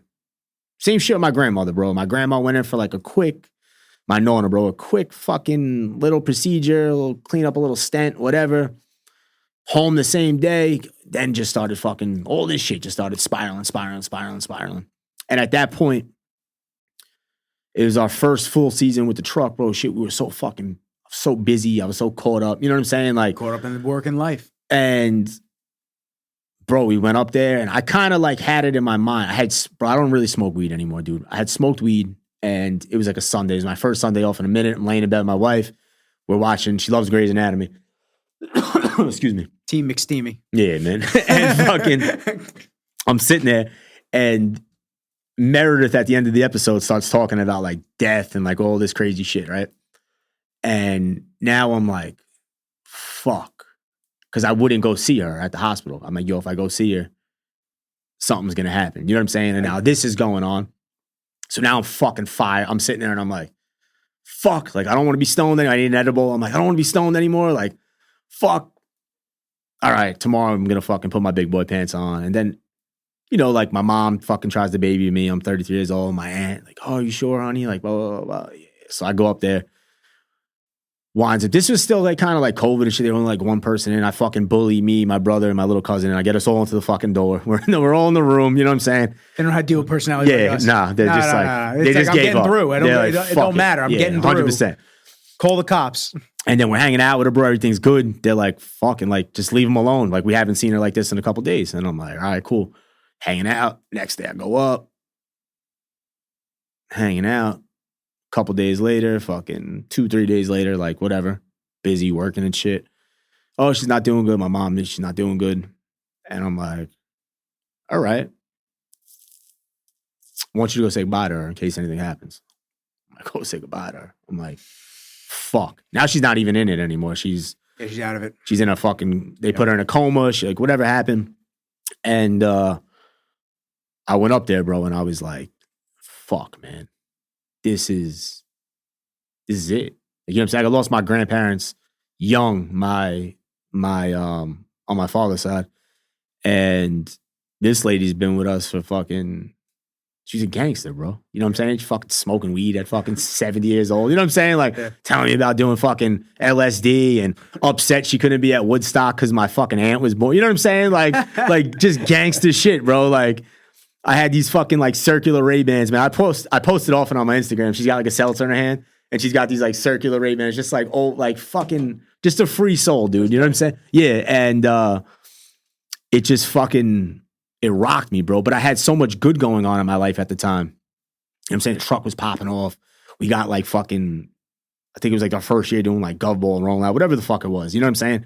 And so much good, but then that was fucking happening, bro. And then just putting everything, like my mother, because she was living with my parents at the time, you know what I'm saying? And my brother and the way everybody like fucking took it, bro. And it was like, fuck. And we were so busy, there was no really time to mourn anything. You know what I'm saying? Like, you're just right back to it. And then you get one day to just be in your feels and shit like that. And then it's like, oh, well, we got to get back to operating and crazy, doing our thing. Bro. And you kind of just like, you're like, fuck, man, this is fucked up. You know what I'm saying? So it's one of my biggest things, man, is like just like kind of what we're talking about, just like fucking enjoying life, bro. Like, I used to get into an argument with my mom, my wife, anybody, and hold this grudge. Mm-hmm. And now I'm like, fuck that. Like, I might not, say sorry. Those words might not come right out of my mouth, but, act like it's all good. Hey, what's going on? Like, you know what I'm saying? Like, nah, beef's over, man. Like, we're good now. It. Just because, like you said before, man, you don't know what's going to fucking happen. You don't know, bro. Yeah. A lot of people have exited abruptly that I know.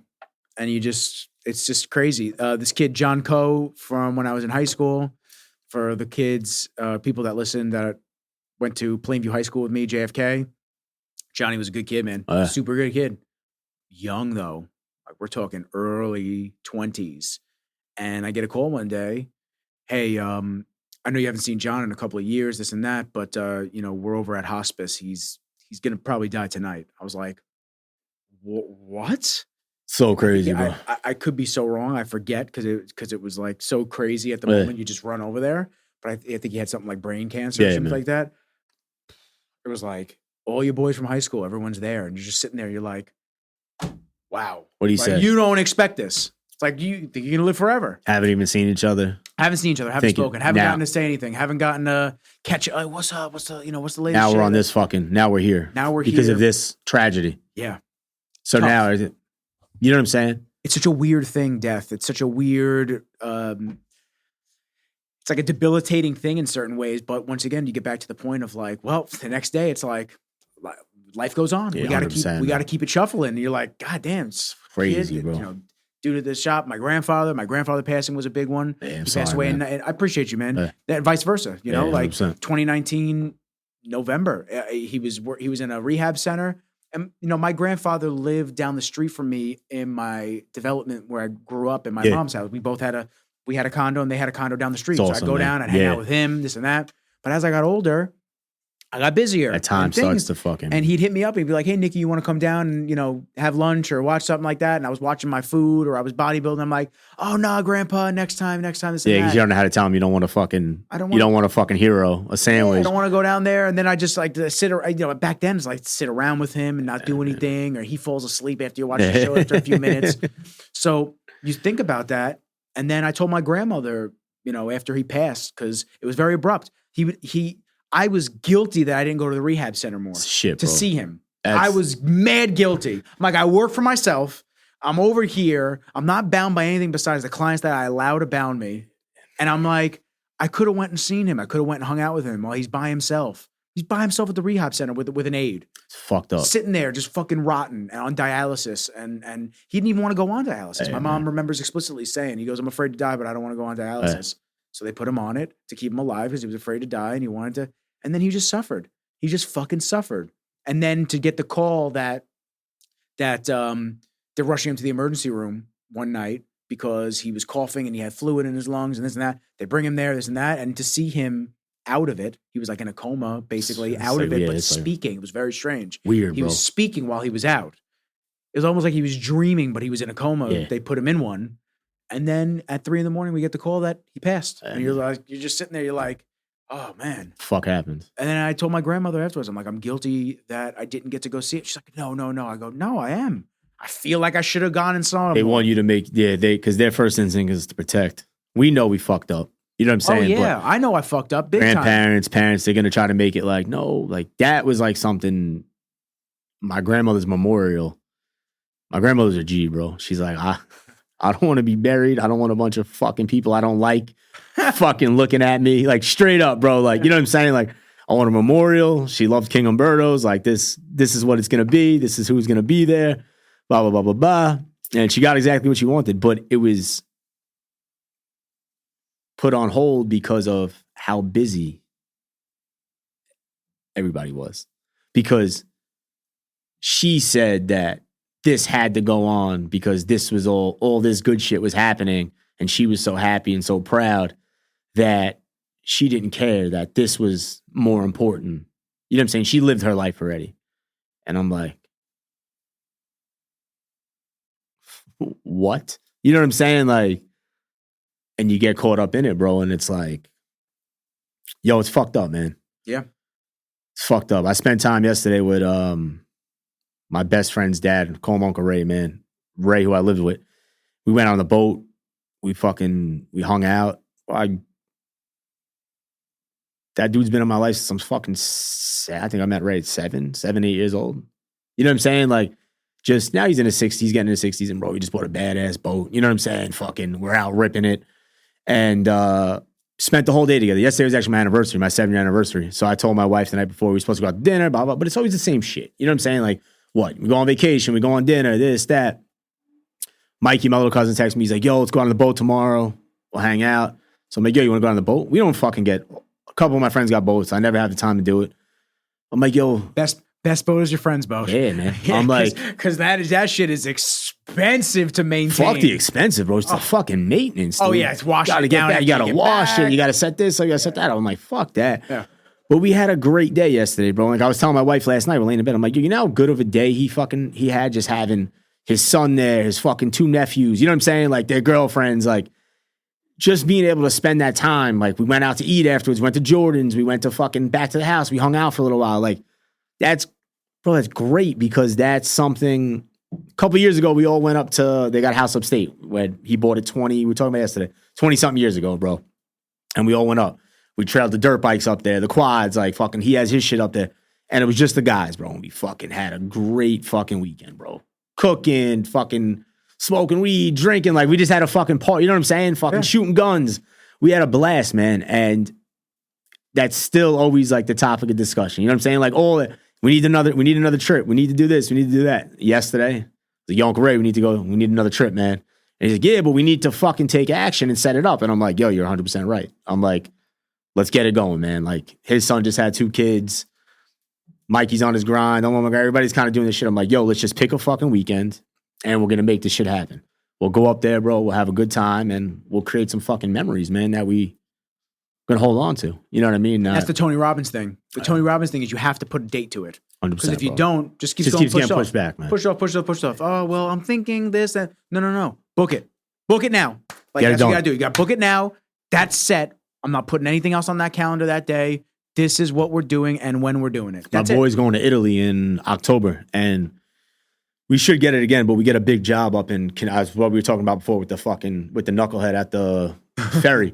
We should be getting that concert again. How great would it be if he's on the boat again? It'd be fucking great. He's just sitting there with his arms crossed and be like, damn, last year. You're waiting for me? Hey, man, I'm on time today.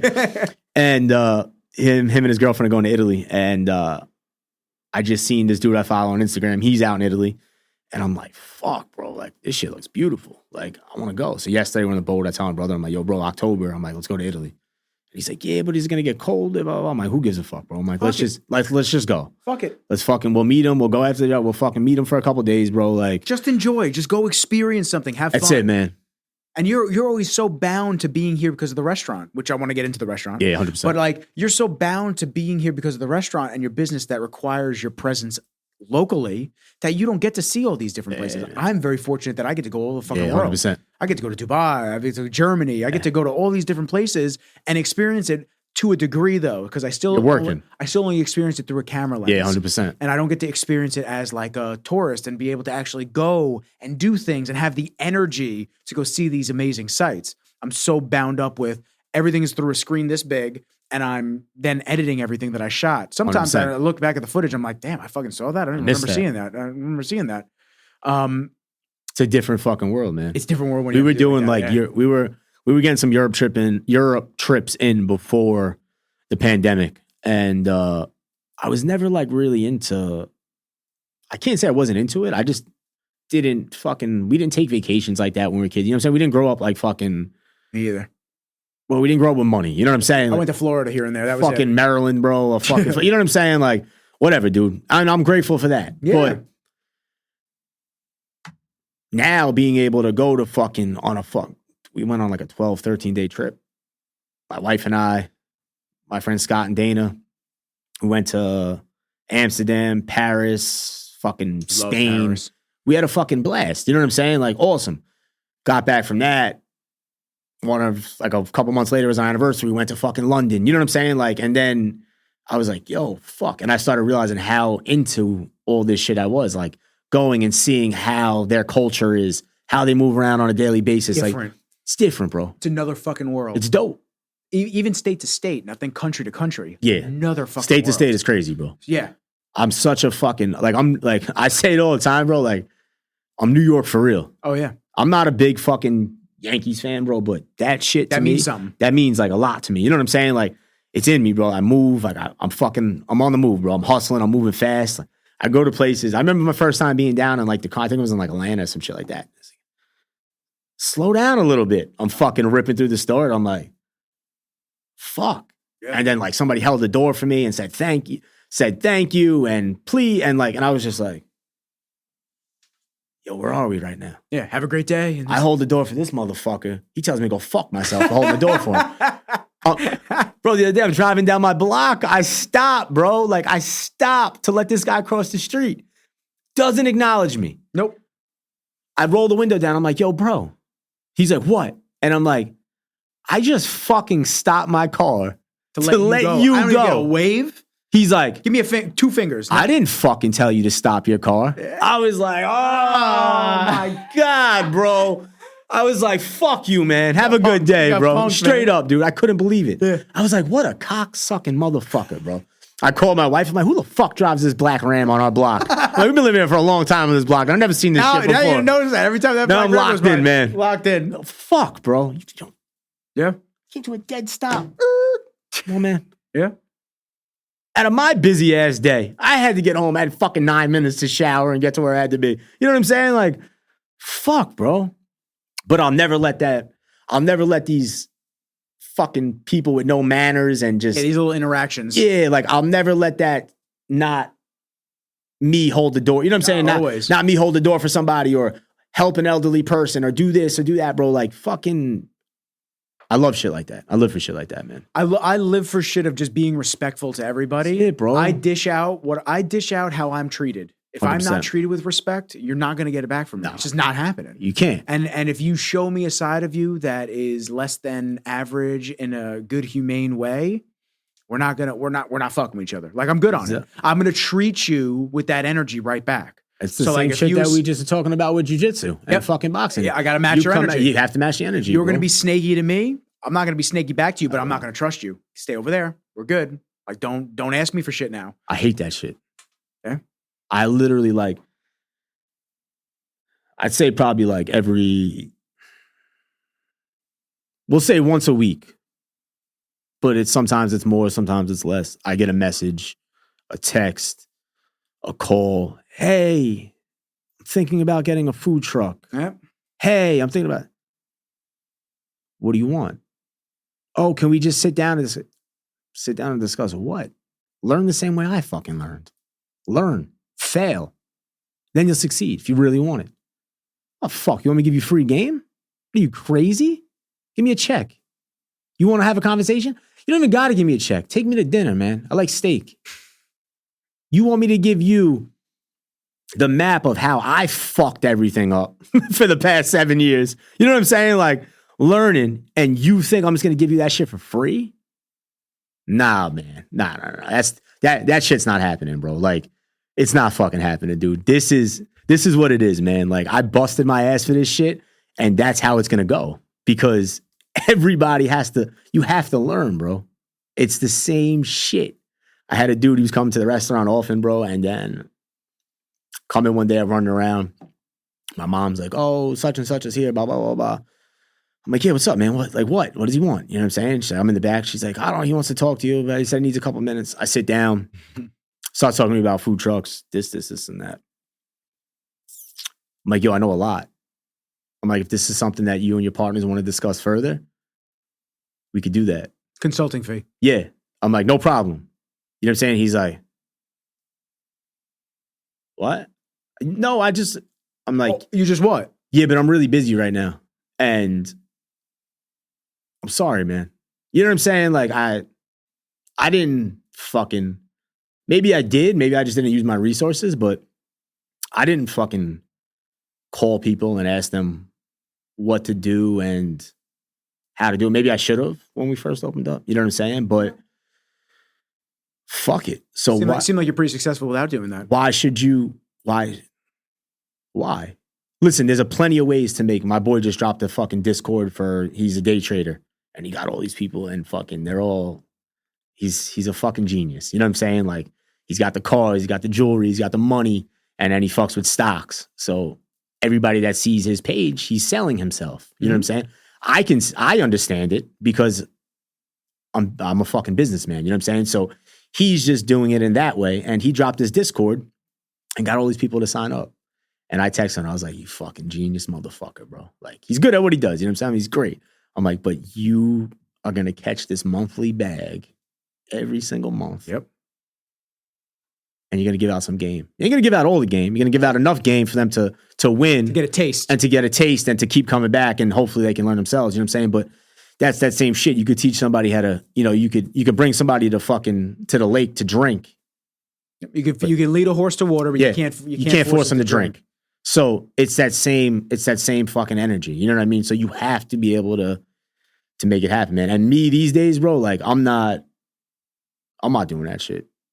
Kid Troy, he's young. He works with me. He's going to school for restaurant management. I'm hard on him. You know what I'm saying? He's like, I feel like you always want me to, we get on the truck. I always feel like you're waiting for me to fuck up. I'm like, because I am. Yeah, and you're going to. I'm like, I want you to fuck up. You know what I'm saying? Because I want you to be better than me, better than my fucking partner, my brother. I'm like, and I want you to realize that it's not a fucking fairy tale. Like you're going to get your ass handed to you day in and day out. You know what I'm saying? Like every single fucking day, bro. So I want you to be prepared for that. Also learn. The school's not going to teach you this shit. It's not going to happen, dude. The internship they're asking you to do is not going to teach you this. You're really in the field. You know what I'm saying? Like you're trial by fire. Yeah, bro. You're doing this for real. You're not fucking walking around a hotel with a clipboard fucking like this with a suit on all day. That's not what you're going to do. You're in this. So let's do it. You know what I'm saying? And bro, that's what the fuck it is at this stage in my life. You know what I'm saying, bro? I can't do this forever. Straight up. I told you this the other day, bro. I can't. I'm 33, bro. I tell myself all the time, people think I'm crazy. I'm like, yo, 45, 12 more years. It's a lot of time. It's a lot of time, man. That's a lot of time to do a lot of things and to let go of the reins a little bit. That's it, bro. Letting go of the reins, man. I had like a big problem with that shit. And that all like stems back from learning how to manage people and management and just this is how I want this done. This is how I expect this done. You have to do it. If you don't do it, you're going to be held accountable for it. Because Extreme Ownership. Jocko Willink. His book is amazing. Extreme I got to read that. Ownership. You got the audio book? No, I got the real book. I like to listen to them. Man. I like to listen to them too. I mix it up. I do. It's relaxing. Mix it up. Yeah, Extreme Ownership. I've had quite a few cases where I fucked up. Yeah, I fucked up. I fucked up with a client. I fucked up with how I spoke to somebody, or that I didn't send an invoice, and now they're not paying me, or they're taking their sweet time, and I'm like, well, that's on you, Nick. You didn't send it to them until months down the line. Like that's your fucking problem. Like you fucked up. So I have to remind myself of these things. But the Extreme Ownership, like I had an example of it just recently with a client. Months went by. I didn't get him the edit. That's on me. I fucked up. And I even told him, I was like, yo, that's on me. Yeah. I went to the Arnold. I got swarmed from Rain with edits they needed, and it's not Rain's fault. That's my fault. It's your fault. I said I fucked up because I got back. I was burnt out. I didn't sit down because I wanted the edit to be perfect. I didn't sit down and I didn't take the proper time to do it. But when people look at my Instagram, they see me at the gym. Yeah, 100%. And they don't think I'm working, but I am all day. I'm non-fucking stop until I put my phone on Do Not Disturb because I just can't deal with it anymore. And I went to Germany, I said, and then I came back from Germany, 8 days there, and I'm fucking burnt out again. And I'm juggling the US team for Rain and the European team for Rain. So I'm trying to make everybody happy. My monthly stuff with Rain US, and now the trip I just got back from Germany because they're separate entities. Yep. So I'm trying to get that. I was telling the Europe team, I'm like, I'm trying to get you guys edits, but now the US team wants all my edits for the month now, and I'm like trying to get That's on me. And they don't Extreme really give ownership. They don't give a fuck. They paid me. Yeah, they want that shit. They don't fucking care. Yeah, bro, so I have to be accountable. So when I fuck up, and I tell people now, my bad. It's easier that way. But that's always been a thing that I've done. When I worked at Apple, one of the things that they said is we never want you to mislead a client that comes in or customer. Yeah, bro. Somebody that like says, oh, well, I heard that you can do this. Let's say I told you that you can't receive emails on your phone. No, you can't do that anymore.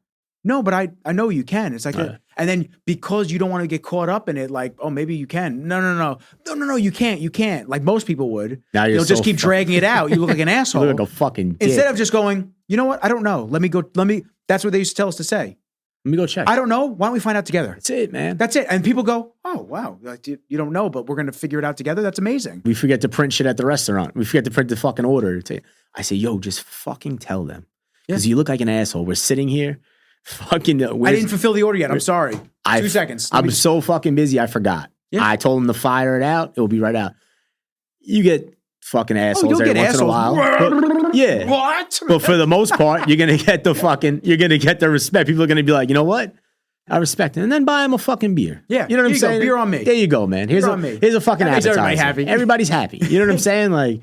Come on, man. Just own it. Like you just said, man, own up to Extreme ownership. And listen, a lot of the things that Jocko says, I've been putting into effect in my life. That's why I bought his gi. Yeah. So Origin is the company that makes the gis that I buy. I bought one gi from Fuji, but 99% of the gis are made in Pakistan. Okay.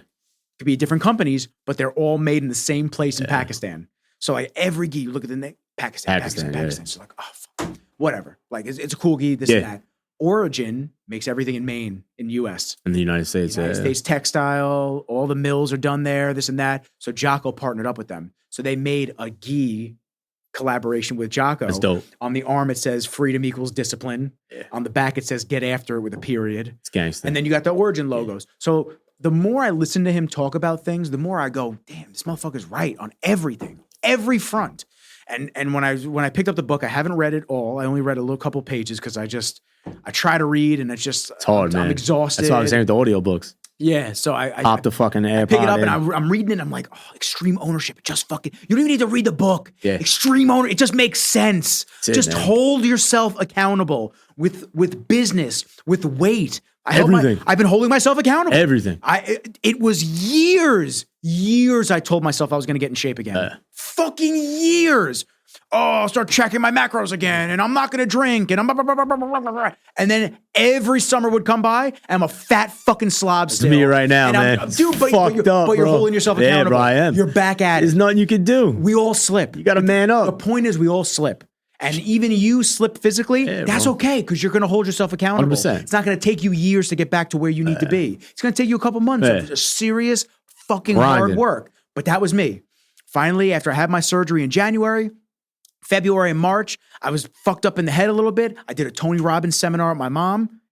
I'm telling you, it was like a flip switch. Yeah. I'm not as right when I got out of the seminar, but But it's there. I'm on track. Yeah, I'm on track. I need to be physically fit. I need to control what I'm putting in my fucking mouth and what I'm doing physically, how I'm progressing in my business, how I'm progressing with my relationships, personal and professionally. And I need to hold myself accountable because no one is going to get me in shape. Like nobody got me in shape when I competed in bodybuilding and I dropped to 150. Crazy. I dropped from 240 to 150 in a year. Yeah, it's crazy. 90 pounds? 90 pounds. I dropped in one fucking year. No, I was away at college, bro. No partying, no girls, no bullshit, nothing. I went to class and I went to the fucking gym and I prepped my meals and I stuck to the plan. That's what I kept myself accountable. And then I fucked up after that and I just got lazy and then I had to do another show to keep myself accountable again. Yeah. And then I got lazy again, but then my off season, you know? Yeah, that's sure. No, it's you being a fat cookies and slob. fucking burgers all day. You being a fat slob because you're not that body type that can just eat and not gain fat. Oh, bro. So now we back. Yeah, 100%. We back. I'm doing the jiu-jitsu. I'm doing the training. Even this morning with my fucked up shoulder, I was at that OG class today. Got it done. Bro, I just didn't use my left arm. That's it, man. I did instead of doing there was cleans and presses with a barbell. I did one arm kettlebells. That's it. I cleaned with the kettlebell and I did it with my with my right arm. And then when we did the ring push-up position with the rings on the feet, bringing the feet in for abs, I laid on the floor and I did the Kai Green crossbody crunches and the butterflies. Okay. That's it, bro. I'm not shit. This will get better and I'll get back to rolling. You got to adapt. I got to adapt. Same shit. It's funny that you said about people texting you asking for basically free bites. Yeah, man, fuck that. So I got one last night. Not a bad kid. I really do like him. Really good dude. But it happens to me probably 2-3 times a week between podcast questions and videography questions. What lens should I buy? What camera? What do you think of this? How should I price this client out? I'm like, bro, like some of my friends I don't mind, like my close friends, like I'll talk to them a little bit, like a very little bit about it. And then I just go, guys, like this is on you, bro. I don't know what you should charge this person. Like you deal with it. Like I don't know what to tell you. I ask the client for the deliverables. What do you want me to? I don't know what the fucking project scope is. How can I quote something out? What are you gonna fuck? Excuse me. What are you gonna fuck? You're not them. Exactly. You're not doing the same work. They're not doing the work that you would do. They're not getting your So what? You want me to tell you? Okay. This is how Nick's very good at what he does. So this is what Nick would charge you. I don't know what the fuck you're going to be able to do. Produce. You know what I'm saying? Like, and then you want me to tell you my price, so you charge the same price. You look like an asshole because you gave him shit quality, and then my name's kind of attached to that. Sort of. It's I don't know. It's very strange, man. There's a dude that asked me just recently for podcast stuff. I mean, on top of like a million other fucking people. And I'll tell you a story which I've said on the podcast before, which is a very fun one. And then I'm going to get into the restaurant. Got to get into the restaurant. We could talk for fucking days. Yeah, we've just been shooting crazy shit back and Crazy forth. shit, hour and 45 minutes in, bro. Really? This is how it goes. Holy shit. It just fucking rips through. You just chill, man, and having and bullshit Cool, man. and having fun. Yeah. So I was going to talk about that other one. I just totally forgot about the first subject. But anyway, oh no. So the dude asked me for podcast stuff. I gave him a quote. Yeah. I'm like, 700, bro. I'll tell you how to start your podcast. Cool, man. 700. Here you go. I'll tell you exactly all the gear you need to buy. I'll make a list for you. Yeah. Every single piece of gear you need to buy. That's cheap. Yeah, that's nothing. It's cheap. That's fucking nothing. But for me, 2 hours, this and that. Yeah, because the fuck's nice, map man. it out for you. It's a, 100%. It's the meat I just bought. You know, the meat and Kenji's food for the month. 100%. Cool. So there you go. I'll teach you how to do it. Nothing. Fucking dead airwaves. Yeah, but you want me to tell you how to edit, shoot, distribute the gear, what color the room should be, all the acoustics, this and that. No. Nah, I'm good on that. You're lucky I even said that. Now, if you come back to me, yeah, it's 1,500. Yeah. That's it, bro. It's double the price. 1,500. What? What's that? Nope. Yesterday's price ain't today's price, bro. Oh, man. That's how that works with my videos, too. When you work with me on something, yeah, and then you go work with somebody else, and it's shit quality, or that didn't pan out because they wind up telling you, I can't go for this bitch rate anymore, and now you come back to me, that price is different, man. I don't play that shit. Times change. 100%. I had a client who I did some videos with. They work with somebody else now. Totally fine. Yeah. More than enough success for everyone to go around. I don't hold grudges like that. I don't care. Oh, you can't. But I won't support you because you're not supporting me. Like, I won't directly buy your product. Yeah. I won't directly fuck with you like that, business-wise. Personally, I'll say what up to you all day. Yeah. I don't care. But there's a respect thing there. Like, you're not going to progress me in my business. I'm not going to progress you on your shit like that. It's two different lanes. That's what I'm saying. Personal, business, it's two different things. Exactly. And I'm totally cool personal. I don't hold anything against anybody. You want to work with somebody else? Totally fine. That's it, don't worry about it, bro. I really don't hold that against you. So they started working with somebody else. So they show me their office. They're showing me podcast room comes up. I've said this story before. Podcast room comes up and we're looking around and I said, oh, you better paint these walls. And I've always wanted to paint these walls different color. Yeah. Always. But because I came in here, put all my gear in here, it was too late to start changing walls up. Around, yeah. So I just said, fuck it. And I've said, oh, next spot, I'll paint it, this and that. And the next spot hasn't come yet. Yeah. So I said, yo, you better paint those walls. And one of the guys goes, oh, what do you think? He's like, oh, you think we should paint it, this and that? I said, yeah, you should probably paint it. And the other person goes, the other partner goes, oh, yeah, well, so-and-so, who's their guy, who does their videos, he goes, oh, so-and-so said that we should paint it already. So I go, you got your guy. I said, so we're good. Yeah. I know. What am I here for? Then the first partner goes, no, Nick, like, what do you think? I go, no, you got your guy. Yeah, 100%, man. Don't ask me questions. Fuck it. Don't ask me questions or I'm going to invoice you. Don't ask me fucking shit. Don't ask me about what gear. If I think that the gear looks good, I don't want, don't show me anything. Room looks great. And I walked out. Like, that was it. Yo, you got your guy. Don't ask me questions. Just like everybody else. Y'all are so quick to want to jump on the podcast, so quick to come on. Oh, Nick, I got to get on the podcast, because I offered them to come on a year or two ago and they dragged me through the mud and they didn't want to come on. But now you work with somebody else for video. So what? I'm going to promote your business the entire fucking podcast and you're going to come on here and talk about your business and you don't use me for videos? No. Come on, bro. We're not that stupid. Are we that naive? No, we're not that naive, man. Not at all. The day before you called me. No, I think the day you did call me, I woke up and I was like, fuck, man. I was like, I got to do this podcast. Hell yeah. We've been talking about this for fucking probably at least a year and a half. At least. Yeah, minimum. And I'm like, the schedules never align. And I'm like, yo, we got to make. And then you hit me that morning, a couple hours later. Weird how that works, right? It fucking weird, bro. And I was in the gym and I was like, fuck. I was like, cool. And I think I was leaving Tom's and I was like, yo, I'll call you in a little bit. Mm-hmm. And then we fucking chopped it up for an hour, like always. And I was like, yo, fuck, man, that was so strange. I'm like, but let's make it work. The universe is aligned like that. It's weird how things happen. Everything happens for a reason. I'm a firm believer in a lot of things panning out, the relationships that you make, the relationships that you don't make. Energy. Karma. That's what I'm saying. Like it all comes back, man, full circle. It does. Be a good person, hang out with good fucking people, and that rubs off on you. I was fucking with a cop the other day, not to cut you off. No. My wife, she goes, she called me, she's like, I got tickets. I got tent tickets. I'm like, where? She's like, Freeport. She's like, and they're telling me, how they love the restaurant and blah, blah, blah, blah, blah. So I don't really work the front often anymore, but fucking whatever. I'm working the front one Saturday. And Freeport cop walks in. And I'm like, how it all comes back, 360. And he's like, what? He's like looking at me. And I was like, this guy just gave my wife tickets. I'm like, now you're here buying food. He's like, I didn't give her tickets. And I'm like, nah. I'm like, you probably didn't. I'm like, but you guys, you know what I'm saying? Like, fuck, man. And he's like, Jesus Christ. He's like, what's wrong with this kid? And I'm like, it's all good, man. I was like, I'm just saying how it is. And he's like, I respect it, man. I'm sorry about that. But bro, it's, you know what I'm saying?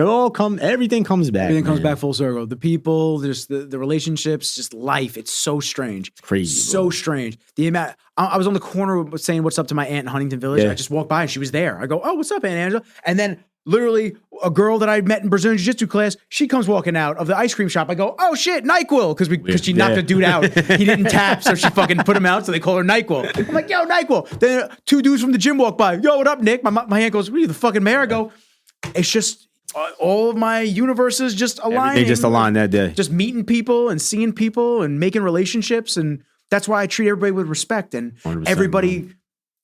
Unless you give me that, once again, we match the energy. Unless you give me shit back, I'm always going to treat you with respect. Clean face card, man. Yeah, because I got no reason to be mean. I got no reason to be nasty to somebody random. Who am I to be nasty to somebody random when I hope that everyone would just be nice to me? 100%. I have to remind myself, even when my inner rage comes out, if somebody on the road, like we were talking, an older person who shouldn't be driving. Oh, they shouldn't be driving. And they're just doing dumb shit because they don't even know. They don't know what the fuck's going on. They don't even know where the fuck they are. They think they're still in their recliner.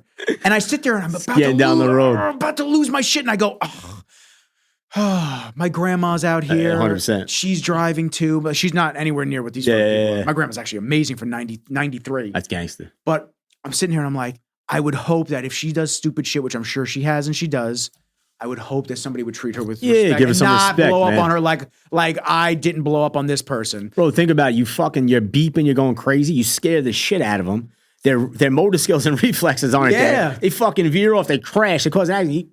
Potentially just that was on you. Hurt dude. Somebody. Like, bro, what? That was on you. Just calm down, man. Yeah, just relax. So everybody, moral of the story, everybody with respect. Enjoy. Here we go. This is the intro. This is the intro of the podcast. Enjoy life. Treat everybody with respect. Be a fucking G. Just like have a good time. Enjoy what the blessings and the opportunities that we're given on the day. Straight up, man. On the restaurant. Life's good, man. On to the restaurant. Let's go, baby. All right, so we're talking about you figured what you didn't want to do. You were talking to your dad. He said real estate. Yeah. Didn't want to do real estate, right? Like I went right there. Yeah, no. Didn't want to do real estate. So how did you come up to like forming a burger spot? So I always loved the weed industry. That was kind of like my thing. And then shit kind of started clicking off in like Colorado. And I was like, fuck, like maybe I could just make this a real fucking thing and go down there. But by the time with like all the shit that came with it, licensing, permits, this, that, there was nowhere near enough money to do anything like that. So I was always in the restaurant industry. At the time we were getting married. Like I had like probably like a year before the wedding, year and a half going before the wedding. I was working at in Mineola, PS Burgers, and I was just delivering a couple hours a day. Place was always crushing it. And I was like, this guy crushes it. And this shit is fucking nothing. Yeah. Nothing to fucking brag about. He's shout out to my man, bro. He was a great guy, but nothing to brag about. You know what I'm saying? Like it was just fucking average burgers, shit like average, that. bro. Just clicking, bro. Like Nick, like all day, bro. I'm like, what the whipping the orders, fuck, bro.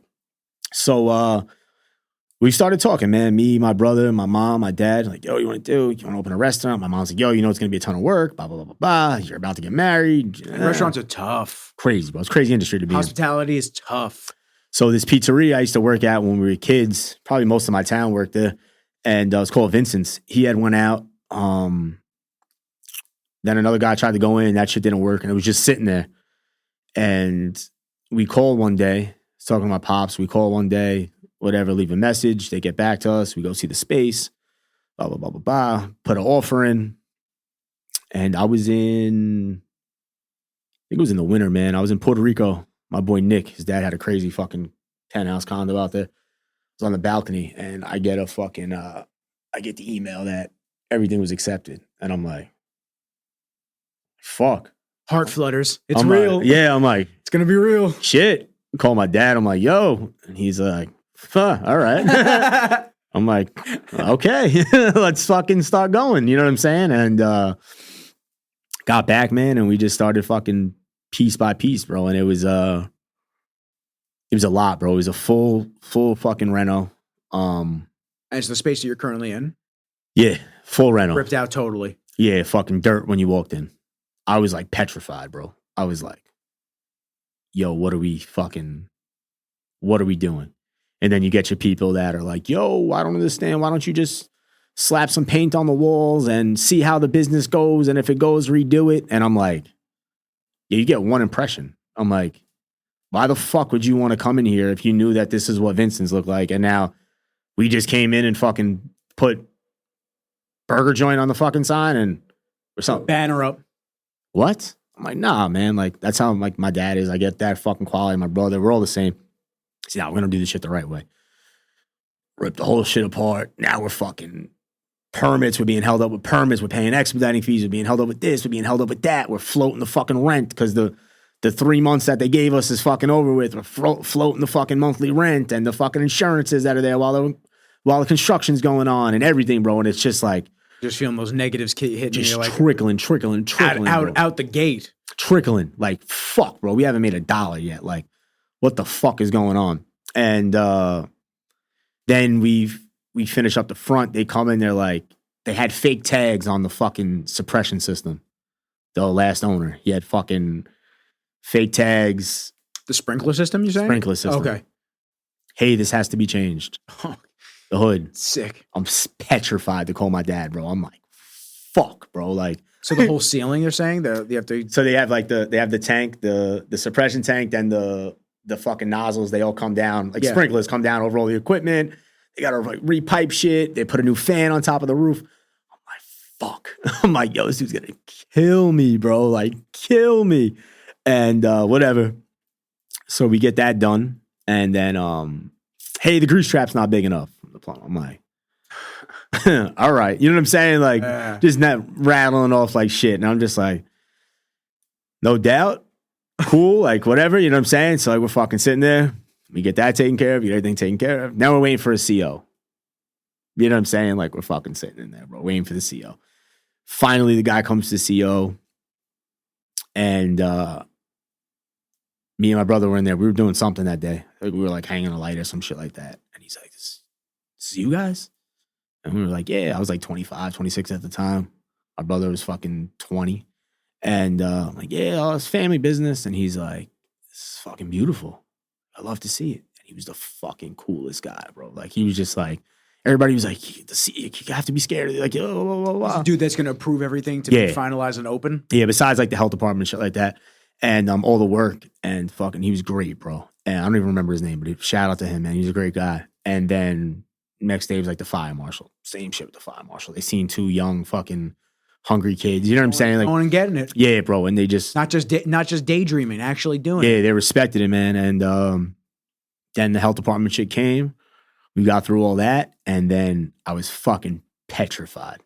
My dad's like, yo, you have to open. And I'm like, I need a week. Fuck, 2 weeks.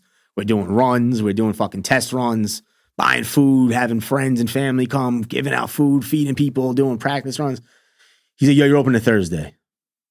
I'm like, no, we can't. And he's like, no, you're opening on Thursday. And I'm like, fuck. And I remember, man, we were in that restaurant till like 2 or 3 o'clock in the morning, bro. Wednesday night to Wednesday Thursday. night, all of us.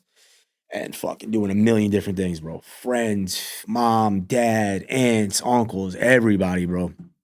And next day, the alarm went off, man, like 6:30, 7 o'clock. Fucking, like, yo, today's the day.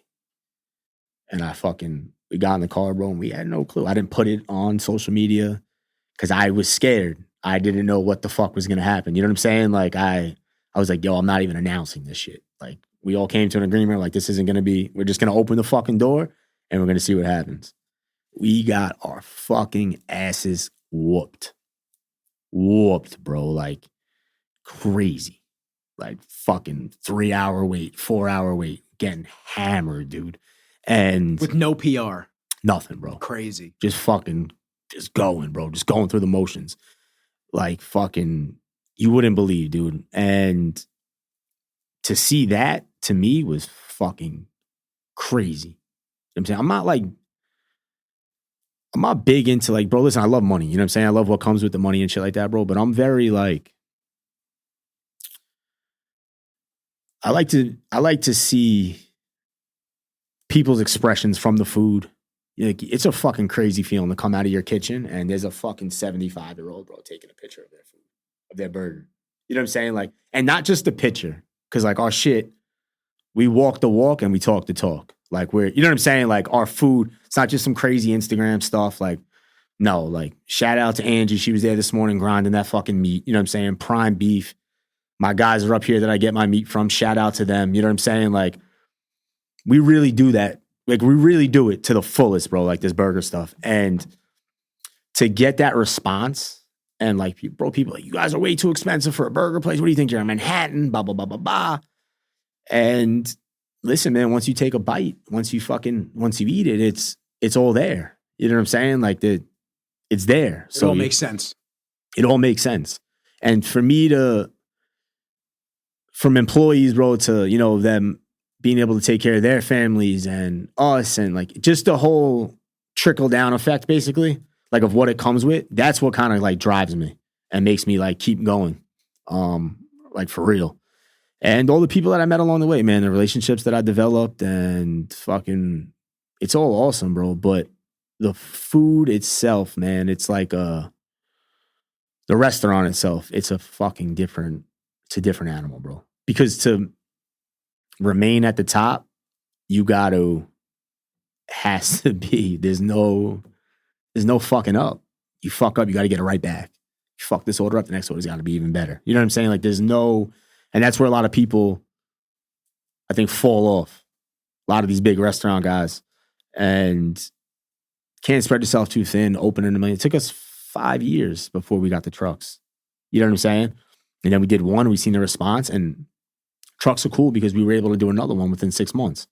You know what I'm saying? Like we had them built out in Virginia, and we put those out. And then we were building that brand for the past 5 years, No Good Burger Joint. So when people found out that the truck was there, it kind of just transferred over to there. Oh, well, now they do private parties. Now they can do shows. Now they can do this. Now they can do that. So that's where all of it came about.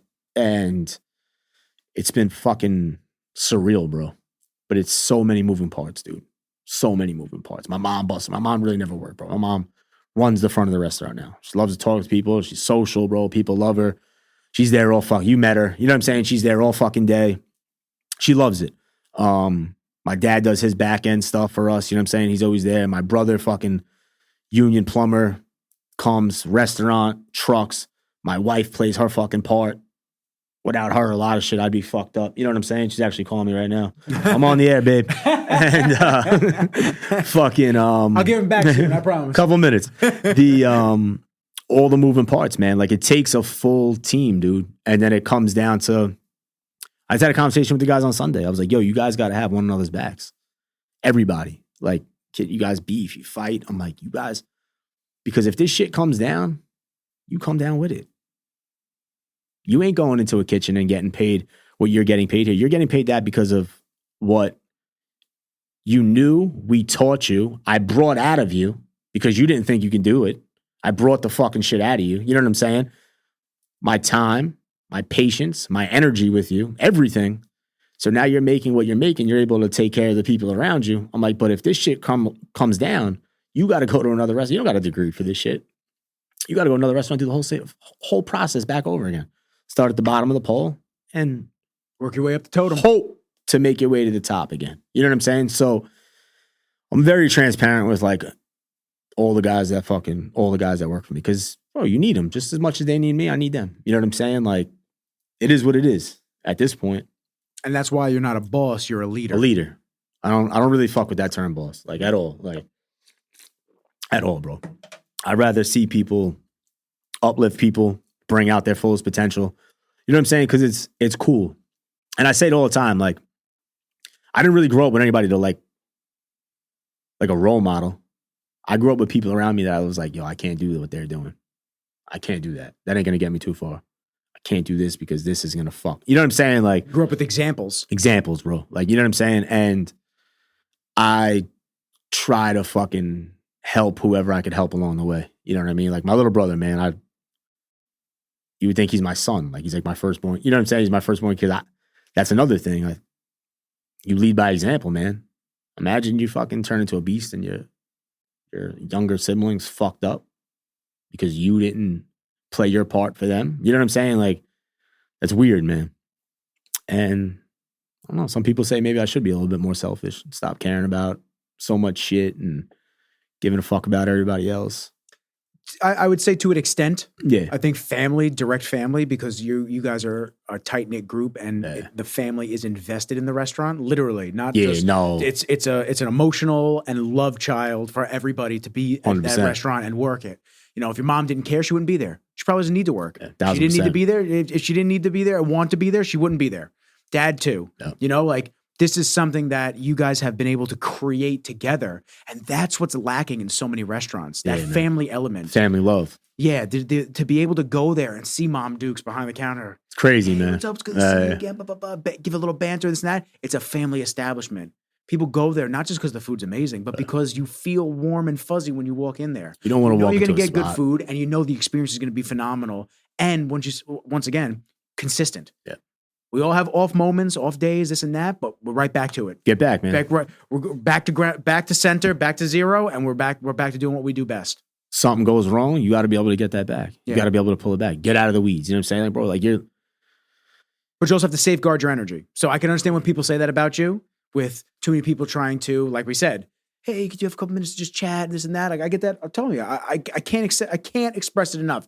I get that. Got one a little while ago. Oh my God, I get that all fucking day. And it's not that I don't want to help people. I want to help people, but I can't, because if I help you with all of your fucking problems and everything that you have questions on or everything that you need, I've now neglected the things that I have to get done. And that's me not accepting ownership of myself. Exactly. And I fuck my own business up because I'm trying to be a good dude and help you out. I can't do that shit. I have to safeguard my energy. It's the same way, like we were saying earlier, just very slightly, we touched on it. The same thing when you have people that are just energy suckers around you. You are the people you surround yourself with, without question. There's a girl that I know that she started going to this new spot, and ever since she went to this new spot, she's hanging out with all the people that are like and I don't mean to shit talk these people, but like they're the OnlyFans chicks and they're the attention whores on the Instagram and all this shit. And she wasn't ever really like that. Like listen, every girl throws up generally some risque shit every now and then. It's like casting a line and fishing. They want to feel good. They want to see they want to get those ego snacks. They want to see the dudes that are going to DM them and this and that. They pretend like they don't like that. They need acceptance. Y'all like it. It's okay. Just fucking admit it. It's cool. But ever since she's been hanging out or associating with these individuals, she's acting just like them, forming like a side page.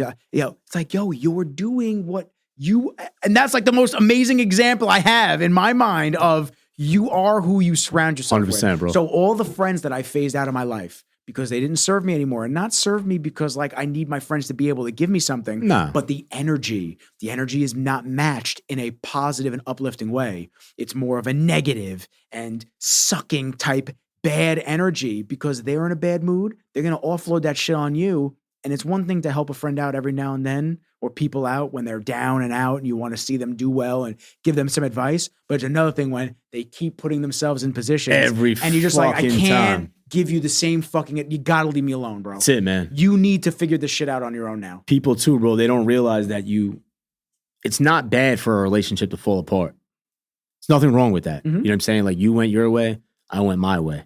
Happened with me and one of my he was my best friend. Yep. You know what I'm saying? I was his best man at his wedding. I've had two separate friends. You know what I'm saying? Like, and we phased out whatever it was. No hate, no animosity. Be good. That's it, man. I see you out on the street, brother. I'll shake your hand. You know what I'm saying? Like, there's no love lost. But people are afraid of that, whether it be in fucking relationships, marriages, family members. Like, bro, sometimes you gotta just go, bro. You gotta grow. You gotta get away from certain people. I met my friend Evan. He's one of my best friends since I'm a little kid. His friend Arm, he had moved to Queens when we were younger, and he added me to this chat, maybe like 2017. And a bunch of dudes from like Queen, Astoria, Jersey, whatever. A couple of them, I became such good friends that my wife used to call them my pen pals. Because we'd only talk in fucking the group chat. You know what I'm saying? Like, then we started like having dinners, hanging out, kids' birthday parties, blah, blah, blah. But those dudes at this like current stage in my life, they own businesses, they're fucking successful. Those are some of my best friends at this moment because it's somebody who experiences what I experience on a daily basis. You know what I'm saying? They get what I'm going through right now. And the trials and the struggles and the high points. So it's one of those things, man, where you can't, and it's not anything against anybody. Love you guys to death, but we're not going through the same fucking motions. You don't get it. You know what I'm saying? Personal shit with marriage, fucking business, this, that, bro. Like everything, like it eventually hits you. That was like one of my biggest things. Cause like, you know how we like grew up, like we grow up, right? You always think you'd be friends with the boys that you're boys with back in the day. You're like, oh yeah, yeah. And you hear your parents, my mom used to tell me all the time, oh, you're going to have different friends by the time you're older. I'm like, what? Nah, these are my boys. Like this is my group. No way. Life changes, man. Life changes you. Life changes people, experiences, things that everyone goes through. Your mindset shifts, your physical shifts, your actual environmental shifts. Everything, moving bro. to different places. It's crazy, and it all happens right around that early to mid 20s, late 20s, and then 30s is like you new group of friends. You're like, what the fuck? But you got to be able to understand. Like, I don't have kids yet. Most of my friends, they have kids, so I can understand that. Hey, we just can't. My wife's traveling for work, and I could fucking go grab dinner tonight or tomorrow night, whatever. They can't just maneuver that easily, and it's not. I'm not going to be mad at them. You know what I'm saying? So. Hey, all right, I'll come over and we'll order food in and we'll hang out with the kids and you know what I'm saying, like, and just shoot the shit. But some people would take that offensive. But like we were talking about, bro, everybody has priorities. They have life. Everybody's got fucking life, bro. Life is happening right now. You know what I'm saying? And we're growing up. We're in our fucking mid-30s right now. We're not kids anymore. We're gonna be 40 soon. Sorry. My boy Armin loves it, man. He wants to be 40 so bad. Talks about it. Once he turned 30, he was fucking obsessed. He's like, boys, 40's next. We will be in our prime. He loves it, man. I'll tell you what, man. I love my 30s way more than my 20s already. I'm having way more fun. More money, more experiences. I'm able to just do shit. 20s is growing, man. 20s sucked. You're growing. Nah, 20s sucked for me. I mean, they didn't suck, but it was just very, very interesting. But you needed that. Oh yeah, to make you who you are today. Who I am today, yeah. So now, the older we get, and any guys I know that like started businesses young and shit, bro, like once they start hitting those 40 marks, man, you see the flourish. You see it. Like they started grinding when they're like 22, 25, start opening their first shit. Once they're in the 40s, man, you see doing the podcast, we shooting videos, we chilling, man. You're flipping them burgers for everybody. It's amazing. Smashing them, fucking tossing them, whatever you want to do, man. It's that's really the main thing, bro, is just fucking growing, bro. Yeah. Getting it and being happy, being comfortable with who you are, who you became. You know what I'm saying? Like, and living your fucking life, dude. Have to, man. You can't be, I don't know. Back like we were talking about before, like business, bro. Like letting it consume you. I let it consume me a lot. A lot, bro. Because like, I'm like, fuck, I got the top spot. We got to stay there. We can't let off. We're set. We're 6 years, 7 years, however the fuck long it's been. Like, we're still going up the mountain right now. Like, that's sick. You know what I'm saying? Especially in this industry, like in the food industry. Restaurants come and go, bro. Yep. You know what I'm saying? I see him phasing in and out of Huntington all the time. All the time, bro. We looked at a spot in Huntington and one of the... I would have loved that. Yeah, man. One of the people, we just couldn't make the deal work. One of the people on the block, like, I seen fucking 20 restaurants in the past 2 years in and out of that place. I'm like, it's good for them, man. They're just... I'm different. Yeah, that's it, man. Like, I really... What do you want me to say to you? You know what I'm saying? Not to be arrogant, not to be a dick, but... Realistic. I remember my dad told me, I was like, yo, bro, why'd you fucking... I was like, why'd you believe so much? Like, I didn't know what the fuck was happening, going on. He's like, I knew you wouldn't allow yourself to fail. He's like, I knew you wouldn't fail. He's like, you wouldn't let that happen to you. And I was like, fuck. And then like a week later, I had a conversation with my friend that I was talking about, Jeremy. And we were talking about like leadership shit. And he's like, yo, bro, like a lot of people, like you probably don't realize it because you're so in the moment, but people kind of like just flock and they like, all right, he knows where he's going. You know what I'm saying? Like he knows what to do. He's going to get it done. Just follow suit. And I never like take time back to step back and see what we've accomplished like thus far. You know what I'm saying? So like, yeah, I'm guilty of that. I never do that. You know what I'm saying? Like, and everybody will get ready for a big show. Like we got Gov Ball coming up next week. I think we're doing Belmont Stakes with the other truck. And they're like, yo, please tell me you like fucking jumped out of that truck and you seen that you just rocked the fucking 60,000 person concert with your truck and people are running around eating your burgers. And we were in VIP last year and people in GA were paying VIP people to get them burgers from the burger truck. And like, that was when I was there too. They were doing the same shit. Sick shit, bro. The celebrities, they were coming over. They were having the people come over. And you're like, what the fuck, dude? And there's no, you're so caught up. There's no time to sit back and reflect on that shit. You know what I'm saying? Like you're like, all right, it's over. It's on to the next one. Well, yeah, when you're done, you're just, you're so amazed that everything happened already. And you're just sitting there just in a fucking daze. Like I'm so exhausted that we just had to do all that I didn't even get to fucking understand how pivotal this was for the business. Happened. How the fuck did that happen? Yeah. We went last year to do that one I was telling you about in Connecticut. Sound on Sounds, a Spectrum event. Took it last minute, bro. Something happened. They called me. We worked on Gov. Hey, can you guys do it? Blah, blah, blah, blah. Fuck it. First time show, you know what I'm saying? We put it together. Bro, we were so fucking busy. We were short-staffed. Everybody had like went back to school, this, that. I think we did like 680 burgers that day. Sold out of like fucking, everything else was sold out of. Veggie, chicken, but not like the whole fucking thing was gone. And I remember finishing and my wife's looking at me, my brother. I'm like, fuck, dude. Like, yo, we just rocked that shit. And I went to the bathroom and my dad calls me. He's like, what are you doing? It's like 11:30 at night. And I'm pissing and I'm moaning. I'm like, oh. And he's like, what the fuck? And I'm like, yo, I've been on the truck since like 10 in the morning. I haven't even been able to piss. I'm like, I just worked. It's like fucking 11:30 at night. I'm like, yo, bro, we didn't even move. Everybody stayed in their spot. And it was just like machines. It's just like fucking Ford assembly line. Boom. Bang, bang, bang. Because you can't fail. You let off the gas and you crumble, you're fucking done. Yeah, you know what I'm saying? Momentum shot. It's finished. It's over with. Everybody's got to keep going, bro. Like, I never drank coffee up until the fucking first time I did Governor's Bowl. Have to start supplying you. Never. You know what I'm saying? Like, and then I'm like, fucking, my eyes are heavy. I'm rolling. I'm like, all right, let me try this shit. Whatever. You know what I'm saying? And just keeping, but in the midst of keeping yourself going, you have to keep everybody else going. Yep, and on point. And deal with any type of feedback, issues, customer stuff. Lines, this, that. You got to keep that man that's on the grill that just fucking smashed fucking 500 burgers.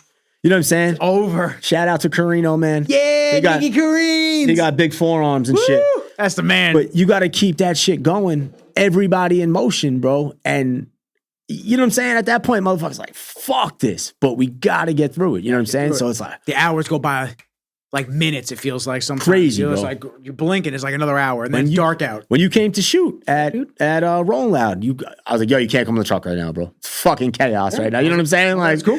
And then I'm like, all right, you can come on. And then it's a fucking mess. And then I got Spider-Man. I was like, let me shoot some of the crowd. I'm like, yo, waist up, man. Don't get the floor, bro. It's a fucking shit show in here right now. And that's how it goes, bro. But if you let off and you let down, you're gonna, I don't know, man. I'm just like, I'm firm with that shit, dude. Like just keeping the momentum going, man. You have to. That's like the thing, man. Keeping it going, man. Like they call it motion now. I think like the hip kids. Oh, the hip kids. Yeah, they'd be like, yo, we got motion Them out young here. kids. Yeah, they got motion. Little baby and all of them, they always talk about motion. So I try we got it. Yeah, so I try to like let that out now. Like what the fuck's going on us, like going around us. Like, nah, we're not just. Seen some kid recently, grew up with, and he's like, yo, you still got that little burger spot? I was like, dog, you're on the block right now. Dumbass. And Lil Burger spot, huh? I'm like, dumbass. I'm like, this shit, you're at the deli. This shit's fucking 4 stores away. I'm like, you know it's open. Yeah. I'm like, fuck's that supposed to mean? That's a dude that's stalking the account but never liking any of the posts. Ew. Come on, man. You know what I'm saying? Keep it real, bro. Keep it real, man. Share. I personally don't care. You know what I'm saying? Like, you like my picture? I don't look to see who likes my picture. I don't run my social media. You know what I'm saying? Like, I'm not that involved in it. At the same time, supporting those that it's free, man. It's free to share a like. I have this debate with so many people, and it's not even a debate. Everybody agrees with me. It's a fucking like that can potentially help your business progress and get a couple of more eyes on Just because somebody's going to see it. Because it hits the explore page. They won't like your post, but they'll like Kim Kardashian's post. 100%. Because she needs those likes. It's like, get the fuck out of here. Y'all are delusional. And then when they start up a business, they go, oh, like and share my stuff, blah, blah, blah. Nah, bro, you ain't show the same love, man. Son. Nah, we good. Don't worry about it. Keep it playing. Yeah. You still got that little spot? Keep it playing, Still got that little spot? I was so confused, but I was like, why? What are you talking about, bro? Fucking weird. What do you think I'm doing it for fun? Yeah. You know what I'm saying? Like, no, it's not a hobby. Yeah, all the money you're spending all the time. It's the way our family eats. Yep. The relationships that were severed from being in business, the fucking everything, bro. You know what comes with that shit? A lot, man. A lot, bro. Me and my wife got married, dude. And fucking a couple months later, the restaurant opened up. You know what I'm saying? Like, fresh. And that's it. It's time. It's fresh into a marriage. Go time. Fresh into a marriage, bro. You know what I'm saying? Like, and does it suck? Yeah, bro. You know what I'm saying? Like, that I'm not at that fucking wedding with her, or I'm not here because I'm working, or I'm not doing this and I'm not doing that. And people don't get it. But, bro, that's real. That's real life. You know what I'm saying? Like, and Instagram. This is real life. Bro, it's real life, bro. You see me 9 out of 10 times, you see me, I'm filthy. Smell like grease. Shit all over me. You know what I'm saying? Dirty ass Crocs, bro. Like, really good grease, though. Yeah, straight up, bro. Like, shit box. And shit. I'm still active, man. I'm still on that. You know what I'm saying? I'm still on that truck. Yeah. I'm not out the trenches yet. We still got to keep going. You know what I'm saying? So it's like, my brother's good with that shit, man. He always tells us, like, yo, shit's clicking off, bro. Like, we're good, man. Just keep giving it the time. Just keep this energy up. Keep giving it the time. Half its momentum. I'm telling you. And I get caught up with a lot of motherfuckers that they're older than me. They're in their 40s. So they should have them big houses. They should be driving Ferrari. And listen, everybody's not gonna. You know what I'm saying? Like, everybody's not gonna have a fucking Ferrari, a Lamborghini, a Rolls Royce. It's not gonna happen for the most of the world. You know what I'm saying? But that's who I'm after. I'm after the dude with that spot. Yeah. That's got that. You know what I'm saying? Like, no, I'm coming for you. And I'm on your tail. You gotta check the king out. Yeah, like, you know what I'm saying? Like, you're gonna have to hang that shit up eventually. It's my time. Yeah. Go down to Boca. That's it, man. I'm chilling now. Leave it, you know what I'm saying? Like, leave it alone. So that's one of those things that I'm always looking ahead. Like, oh, but then I forget, oh, he's 47. I got time. He's 48. Oh, he's 50. Oh, he's my pop's age, actually, on Instagram flexing. Fuck, that's weird. I got plenty of time. You know what I'm saying? I'm already leaps and bounds further than he was at my age. That's cool. You know what I'm saying? And we did do, me and my wife, bro, my wife and I, we accomplished a lot of shit young. We got married. We bought a house. We knocked out a lot of shit that friends and people are experiencing now. You know what I'm saying? Like, and listen, we both got great fucking families. They fucking helped us. They put, you know what I'm saying? Like, they did what they could do for us, but we still keep that shit going month in, month out. You know what I'm saying? Like, fucking, it is what it is, man. So you can't take credit for everything. But at this stage in my life, I'm like thinking about different shit. Yeah. Kids, expansion, whatnot. Expansion's the key, man. But then where to expand? Let me ask you this, because I want to go back to opening the restaurant before we get into expansion stuff. What made you want to be different than other burger spots that you've seen doing it or have done it? Like, what made you want to set yourself apart? Was the quality ingredients? Was it man. Not only the atmosphere and the family feel that you get going to your spot? I think it was our name, like our like face and name. Like, and how did you come up with the name of the business? The name was fucked up, man. So we it's not that funny of a story because it was like signage and like a lot of shit, man. But Original name was That Burger Joint. Okay. Right? So one day, we're fucking, I'm actually in Chicago. My wife was on business. I'm in Chicago. I'm leaving like a local CrossFit gym. Early in the morning, I got a hat on. We weren't even open at the time yet. Had a hat on. Somebody goes, "Oh, I love that place." And I'm like, "The fuck?" I'm like, "Not even open yet." I'm like, "And it's in New York." I'm like, "What?" Like, "No, it's around it's like 2 blocks away." And I'm like, 2 blocks away. Okay, whatever. See my wife later. Like, "Yo, somebody told me there's That Burger Joint." She's like, "Yeah, but like we got an LLC, like everything's fucking approved. We submitted all the paperwork, blah, blah, blah." I'm like, all right, whatever. You know what I'm saying? I don't know legalities of fucking stuff. You know what I'm saying? Like, okay, whatever. Me and Ann are in there, bro, and we get a certified mail. I'm like, "Oh, what the fuck is this?" We're in the restaurant, getting ready to open. Cease and desist letter of our name. I'm like, fuck, bro. From that spot? Yes. Damn. Were they just in a Chicago location or were they? They had a couple of them, but there was so much hype on social media that it was brought to their attention before we were even open. On you? Our name was brought to their attention before we even opened up. Cox.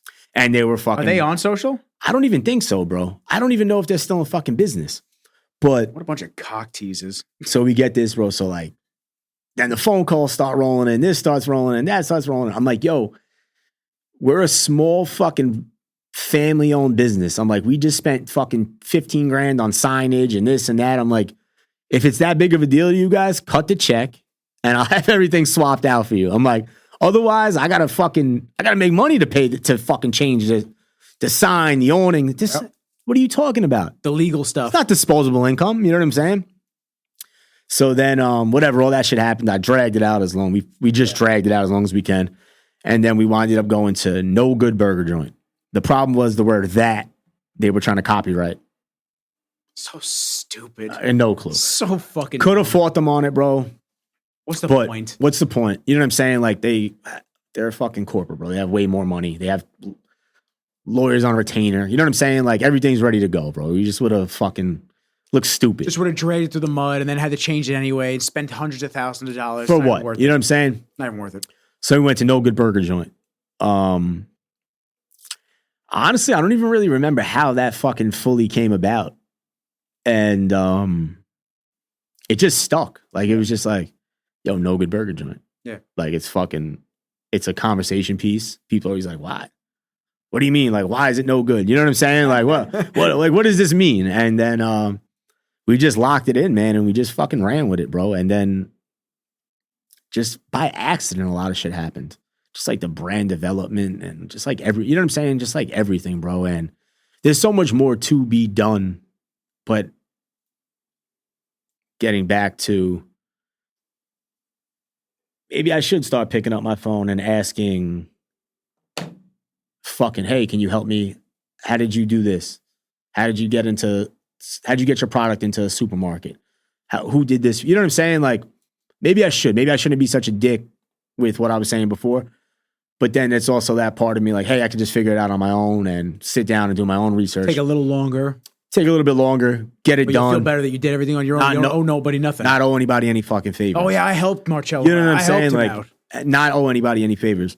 So that's like one of those things, bro, because the brand is big, man. The brand is fucking, yeah. You know what I'm saying? Like the brand is fucking, it's there, dude. And we get lost in that shit sometimes. Like when you see people in Manhattan, you know what I mean? I fucking love you guys. I'm like, I'm not even out here. We got a couple of corporate accounts that we deal with the trucks. You know what I'm saying? Like we don't come out here and street vend and like, I'm like, this is legit, bro. We had a couple from, where the fuck were they from, bro? Amsterdam, I think. Worked out weird, man. They had a family member in Baldwin, had us saved. I don't even think put 2 and 2 together. Had us saved, and they fucking came to the restaurant. And I was like, fuck. They were telling me and they were showing me the saved. And I was like, Jesus Christ. And I was like, yo, this is cool. Because like you were saying before, with the Explore page and everything like that, it's out there. It's constantly in the Connect agency. Shout out to them, man. They do the social media. They keep that shit in your face, bro. Like every fucking day. I'm sure fucking people on my Instagram hate it. You know what I mean? Like You think unfollow me then? You think about burgers, you think about no good burger joint. Yeah. Straight up. You know what I'm saying? Because like it's gonna be fucking constantly there. Every time you fucking anytime you open up my story on my personal page, which my page is private, but it's gonna be the truck, the restaurant, something that's going on that's giving me brand exposure. Because that's what the fuck it is at the end of the day, bro. That's like, business. That's cultivating business, your baby. Yeah. I'm not looking to, I say it all the time, bro. I'm not looking to be older like some of the guys I came up under with fucking pizzerias and restaurants and shit like that, bro. They making a ton of money. They're still there 6 days a week, 7 days a week, bro. They missed every single thing. Their kids' fucking birthday parties, graduations. You're grinding at the perfect time because by the time your kid starts having those real things, you're going to be able to you know what take I'm saying? that time. So that's and the tools are here now that a lot of these guys didn't have. Shit that we could get done. You know what I'm saying, bro? Like Dr. Pepper fucking commented on a picture the other day. I didn't attack it. You know what I'm saying? Like, wanted to see what they would do. If they would maybe comment on another one, like another one, then maybe shoot the DM. Yo, what's up? You guys want to do something? You know what I'm saying? Like, I'll make a burger. What kind of burger you want me to make? I'll put a fucking bottle of Dr. Pepper there. No problem. Yeah. Just to see what's going to happen. You know what I'm saying? I'll dye the bun like Burger King did with the beet juice for the Spider-Man movie. All good, brother. Whatever you want to do. You know what I'm saying? Just make it happen, man. Cut the check. What I tell you the other day, you really are the Burger King. Fuck that. Bro. No, that ain't the Burger King. Fuck 'em, man. You gotta make that shit happen, dude. And it's cool, bro, just to see the way like Guy Fieri's Instagram, Flavortown or whatever, they messaged us like a week ago. They were like, hey, we love this video. Can we repost it? I was like, fuck yeah, you can repost it. You know what I'm saying? Like 1,000% you can repost it. You're going into a whole nother audience of people that send Guy. You know what I'm saying? Yeah, straight up. Bring that hair. I was looking into that shit, bro. That's crazy. Yeah. The shit people do to get. Oh, I'm sure. Yeah. Oh my God. Yeah, I don't even to come out. I don't even know if I would be into it, honestly. Nah, just have him come through. Just Guy, if you come, man, it's all love, bro. I got you. He's got you on the burgers. I got you, man. Don't worry about it. He got them cheeseburgers, man. I got you, bro. But fucking, it's a lot of steps, man. Yeah. Close down. You got to do this. You got to do that. We did Restaurant Hunter. It was like a FIO show. And we did that a couple years ago, man. I remember when we got the phone call for that. And that was fucking dope. And I wish it was cool for when it happened. Kind of wish it was now. You know what I'm saying? Like things I would have done different, blah, blah, blah. But that was awesome, man. Like I remember the night that aired. That was a fucking great feeling. Newspaper shit, articles, this, that, it all. It's exciting. Yeah, it's exciting, man. Certain stuff I don't take like Best of Long Island, Bethpage. We've been in the running for years. I don't promote it. I don't fucking, you know what I'm saying? Like I'm not buying this package to do this and do that. I think this year coming up, I think I'm gonna, because I keep seeing these bullshit ass places fucking flying the way in. Yeah. Like, yo, you guys got to get laid down, man. Like, all right. The Burger King is here. That's it. Point them. We're gonna knock them down, man. It's got to go. It's got to be over with.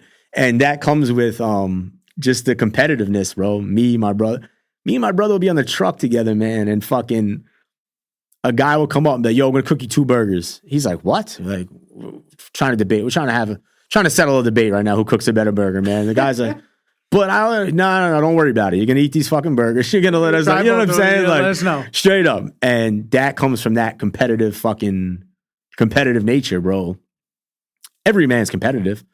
Some are just a little fucking, they don't want to bring it out of them because they might They're more submissive. Yeah, see their fullest potential and shit like that. Like, nah, dude, like unleash that shit. I'm 5'6", bro. I'm sitting in the plane seat like I'm 6'7", bro. Guy's next to me looking at me. He's like, what the fuck, dude? I'm like, nah, bro. Like, dominance is asserted today, kid. Like, you got to hold that one, man. Like, they're like, what the fuck? So much. What the fuck, bro? What's going on over here? That's where that competitive, bro, and it works. You have to be. You know what I'm saying? Like, you gotta get it out of you, man. I subbed. I every now and then it comes out with me with the photo shit. I'm quiet for a little while, and then I come back out with like a little slap to the face of everybody. What did I say on my last one? You got it, man.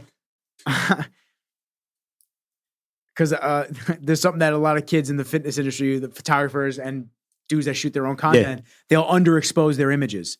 they'll do it intentionally to make themselves or their subject look bigger. And then everyone just dick rides each other. They're like, oh, look how moody this photo is. It's like, nah, they don't know how to expose a fucking image properly. That's 100%. The problem is. So I said in my last post, I said, y'all little kids can keep underexposing your photos to make yourselves and your subject look bigger. I said we expose correctly over here. Yeah, 100%, man. Picture of Max. No, it's crazy, rare that people get, but the crazy thing is it's rare that people get clean, without light, photos of that at Bev's. Yeah. It's a dark gym. It's been for years. Right? I'm one of the only ones that, like, for some reason, my photos are always ridiculous, bro. Crystal clear. See every vein on that guy's body. Bro, you can see his fucking, this is my new camera. You can see his nose hairs, crazy, dude. Bro. It's crazy. A little soul patch.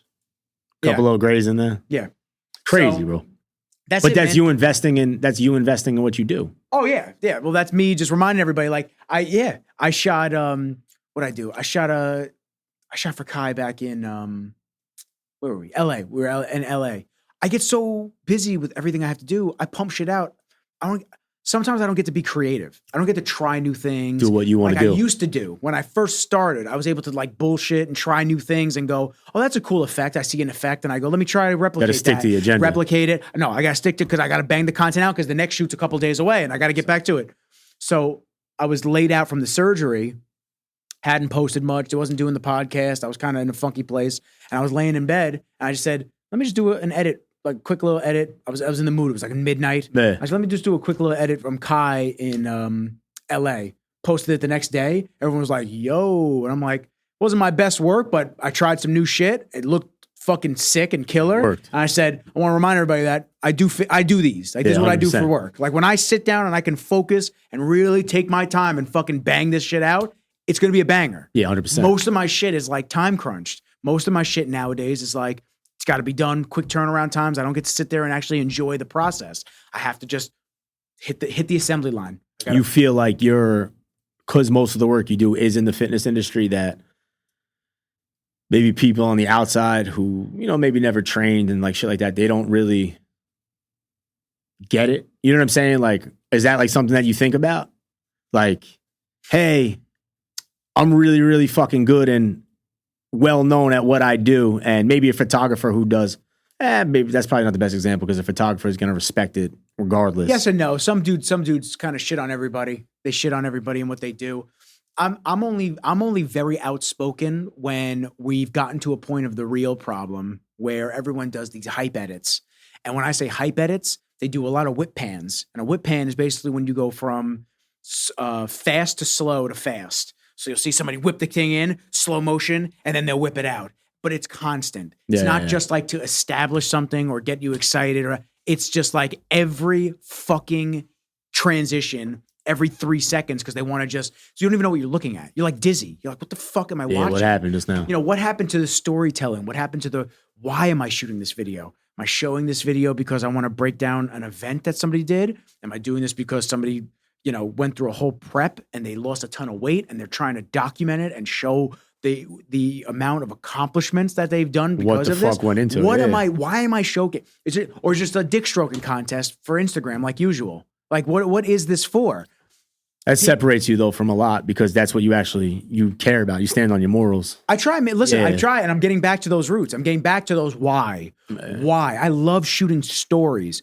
I hate shooting vertical. Vertical's fucking stupid. It's mad annoying because that means that I now have to hold my camera like this the whole time. I'm losing a lot of depth on my sides, and I'm getting, dude, I'm getting half the ceiling sometimes. You're like, God, it looks so bad, but because they've made it a standard because of the phones and the reels, everybody just tries to automatically shoot vertical, and your clients want it too. My thing is like, it doesn't look like a movie. When I shoot vertical, it doesn't look like a movie. And the word cinematic is used way too fucking much. It's like, oh my God, it's a buzzword. It's so fucking crazy. What is that shit on? Cinematic mode? Yeah. It just keeps it more steady, but it blurs out the background. It creates false bokeh. That's what bokeh is, a blurred out background. Okay. So they're like little balls. So shallow depth of field. When you take an image, it's a bokeh ball, if I'm going to be, because somebody will say that I'm incorrect in saying and that's going on a lot now within the So like, look industry, here. Right? Okay, ready? So no. Like, this is just what an image looks like. Okay. So that's a bokeh ball. Okay. That's a little piece of light, whether it's a direct light shining towards the camera or it's just indirect glare bouncing off something in the background, it creates these blurs, and people just try to shoot super shallow depth of field. And what that means is that max is super sharp, but back there is blurry. That's what shallow depth of field means. So like a cinematic mode on a phone, they'll simulate that. They'll blur the background out to make it look like a camera. Yeah. So they were asking me to do that the other day, and I had no clue. Yeah, so it's not that everyone's doing that. It's just that that's what is appealing to a lot of people because most phones don't look like that. So then they automatically assume that it was created with something that's very expensive. It's not. It's an interesting field. The creative field is very interesting. It's very subjective. It's very person to person. It's very rare that I'll say, "Oh, his work is dog shit." Like it's crap. It isn't that because to them they're doing a great job. And they deserve a pat on the back because if somebody's going to pay for your work, that means somebody values what you do and they think that you're good at that. By all means, I'm sure everybody that watches my shit doesn't think I'm amazing. That's okay. You don't have to. But the people that I work with, the clients that I work with, the companies that approach me, all these people, they see the value in what I do. Yeah, 100%. They see the value in what I do and they go, we love that Nick promotes us on the podcast, promotes us on Instagram, shoots videos for us, and most importantly, brings a high caliber energy to every event that we're at. Because that's who I am. Yeah, golf tournament. We had the kid that passed away. Jesse Gerhard. Yeah, Casey's. Had the coolest filled with rain. Yeah, they sent out shit. My mom's on the board for the Long Island Film Festival. Yeah. I called. She asked me. She's like, "Hey Nick, they're asking me if you can ask Rain if they'd be a part of it." Called up Rain. I said, "Yo guys," I said, "Is this cool for Mom?" Of course. Anything. Yeah, man. They're working with them now to send cases. It's awesome for the film festival to be a sponsor. It goes back to that. If I wasn't a good fit, if I wasn't good energy with them, let alone if I wasn't good at my job. Let's just say if I was as good at my job as I was, but I was low energy, you think they'd be jumping at the bit to make me look good too? That makes me look good. Yep. I can make a call and get cases of rain sent anywhere. Yeah. That makes me look good. 100%. I appreciate them. Anytime they call me, I'm on my phone. Yeah, 1000%. After hours, like that, they're a client that I don't mind answering at all hours of the day. Yeah. Because we go off each other's energy and it's all high. I'm big on that shit, man. Like I feel like if you pick up the phone, like if I call you, you call me, I make sure I pick up my phone. Hey, I'll call you back. Hey, you know what I'm saying? Like because 9 out of 10 times you're calling me for something of importance. You know what I'm saying? Like I'm not to be a dick. I'm not just gonna take time out of my day to just call somebody and fucking shoot the shit. You know what I'm saying? Like sometimes you may, but it's rare. Once in a while, but for the most part, like if you see my name come up on your phone, we need some type of I need something or whatever. I need help with something, whatever the fuck the case may be. You know what I'm saying? Like, yo, I'm calling you for a reason right now. Just pick up the phone, man. Yeah. Please. You know what I'm saying? Like that's how I view a lot of shit, man. And you have to because like you just said, bro. For you to be able to call Monster Energy and them to be able to send you this shit, bro, it's crazy. Yeah. Crazy, bro. Yeah. And I'm very appreciative and grateful for that opportunity. They just signed me for another year. Thanks, bro. Listen, dude, I appreciate them. They called me up. They said, "Hey, Nick, the contract's up. We want to re-sign you. Let's, everything's good." They said, let's just get this paperwork done and we're good for another year. Great. It's awesome, man. And guess what? Next year, if they do the same thing, I'll be appreciative again. 100%. I'm always appreciative of the opportunities that I'm granted and given to work with amazing people, amazing companies. And because of them, I've been able to meet some of my idols, man. I met Juji. Juji's the shit, bro. I love him. I've been a fan of his for years. We met, we hit it off, and we're friends now. Yeah. I hit him up the other day for some, I said, my fingers are super sore from jujitsu. I said, I got good grip strength. I said, but he sells grips. Yeah. He's part of Grip Genie. He makes them. So I said to him, I was like, what would you recommend? He goes, I'm sending you out some stuff. Let me know how you like it. I was like, really? I said, he goes, one of the things I wanted to send you isn't in stock right now. I said, you let me know when it's in stock. I'll purchase it. Exactly. Happily. He goes, this is what, he goes, I said to him, I said, you didn't have to send me that. Nah, you weren't looking for that. You were looking for advice. Yeah. I said, I would have bought it. And he just goes, that's what friends are for. He's like, I want to help you out. I want to support you. He goes, next time you see me, he's like, grab the lunch or grab the dinner. Done. Cool with me. So like, I've been able to meet some amazing individuals and just listen, Rain brought me to you. Yeah, 100%. It's crazy how that works. Rain, if I didn't get the contract with Rain, I wouldn't have went to ask Tom because people were telling me, you got to link up with this dude, Tom, this and that. And I said, I'd love to put him on. I'd love to shoot some videos for Rain. And without Tom, I wouldn't have met you. 100%.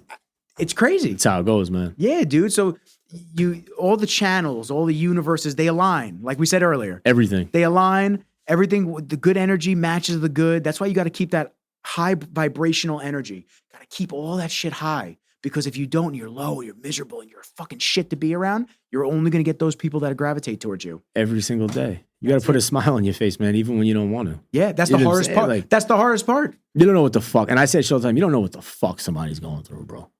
Life is tough. Your mom just could have passed away fucking an hour ago, and you have to do something right now. You have no choice but to be there. You know what I'm saying? Like, bro, because that's real life. It's real fucking, that's the real world. And you got to suck it up and fucking smile and fucking get through the day. You know what I'm saying? Get through the motions. But if you're giving out that energy, you might fucking make that a little bit. You might make that experience for that person who just lost a significant other or whatever. You might make it a little bit better for them and take their mind off of it a little bit just by you being who you are and being a good fucking person. Not being a piece of shit and fucking, you know what I mean? Like, no, man. I think that's like one of the worst things. The dude Bedros Koulian that I listen to a lot, I post his shit a lot. We've talked a few times on Instagram. Super dope dude. He calls them in his book, Man Up, he calls them crop dusters. Yeah. He said you could be a fighter jet or you could be a crop duster. Like that low vibrational, just bitching about everything, that type of person. He's like, or you could be a fighter jet, paving the way, doing your fucking thing, getting out, get high vibrational energy. Yeah, it works, man. All these people that go to Tony Robbins and all this shit, you could think that some of the shit's bullshit. You could think whatever the fuck you want, but guess what? There's a reason these motherfuckers are calling this guy 100%, to keep their bro. energy high at all points. You need it, man. Yep. Everybody needs a little something. Wherever you get it from, man. Yeah. Sometimes you're fucking, I would get it, bro. I couldn't fuck, man. I got to drop a new burger. Just dry. Like nothing. I'm like, fuck that. Nah. And then all of a sudden, man, I fucking go to a random restaurant. I see something. I'm like, cool. Everything starts to click. Mind starts working. Go back. Make it. I'm like, I bet. Might not even wanted to be at that restaurant. I might have been pissed off that we were going out to dinner. But I was able to get it done. You know what I'm saying? So pull some inspiration. That's it, man. You just need to let off a little bit, bro, and just figure you stay in these. It happens to everybody, man. Everybody gets like that. And that's the bro. key. It does happen to everybody. Yeah. You have to be able to pull yourself out of that hole. That's the biggest. Getting into a rut, bro, and like fucking Tom, bro. Like you've trained with Tom before. You've seen him fucking firsthand. Freak. Bro, he fucking battles every single demon he has when he touches that fucking kettlebell, landmine, fucking sandbag. Everything is coming at him, bro. He's not even him when he's training. Mm-hmm. He hurt himself one day. We're in the middle of training, bro. He busted his eye open. And I'm like, fuck, this kid's leaking. And I'm like, yo, bro. And he's like, nah. He's like, just stop. I'm fine. And I was like, what the fuck, bro? And then we finished and I asked him, I was like, dude, would you be able to snap out of it? Like if something crazy happened, you're just so blacked out. I'm like, would you be able to snap out of it? And somebody goes, hey, you're fucking, not the person. On fire. Your car's on fire. Something just happened to you. Like, he's like, yeah, I could snap out of it. But I'm so fucking locked in and focused. And I'm like, all right, man. I'm like, that's great. See it in him, bro. He's wild. Wow. I love him. He's great. He's wild. Crazy, dude. I sit down with him again to the podcast. He's I fucking, love Tom. He's so great. Crazy, bro. Yeah, he's awesome. I get him going, man. I get in the room with him, man. I get him fired up, bro. He's got a short fuse, man. Yeah, the short fuse is crazy. I get him going. He used to get so mad at my friend Gabe. He'd be like, get the fuck out of my gym, Gabe.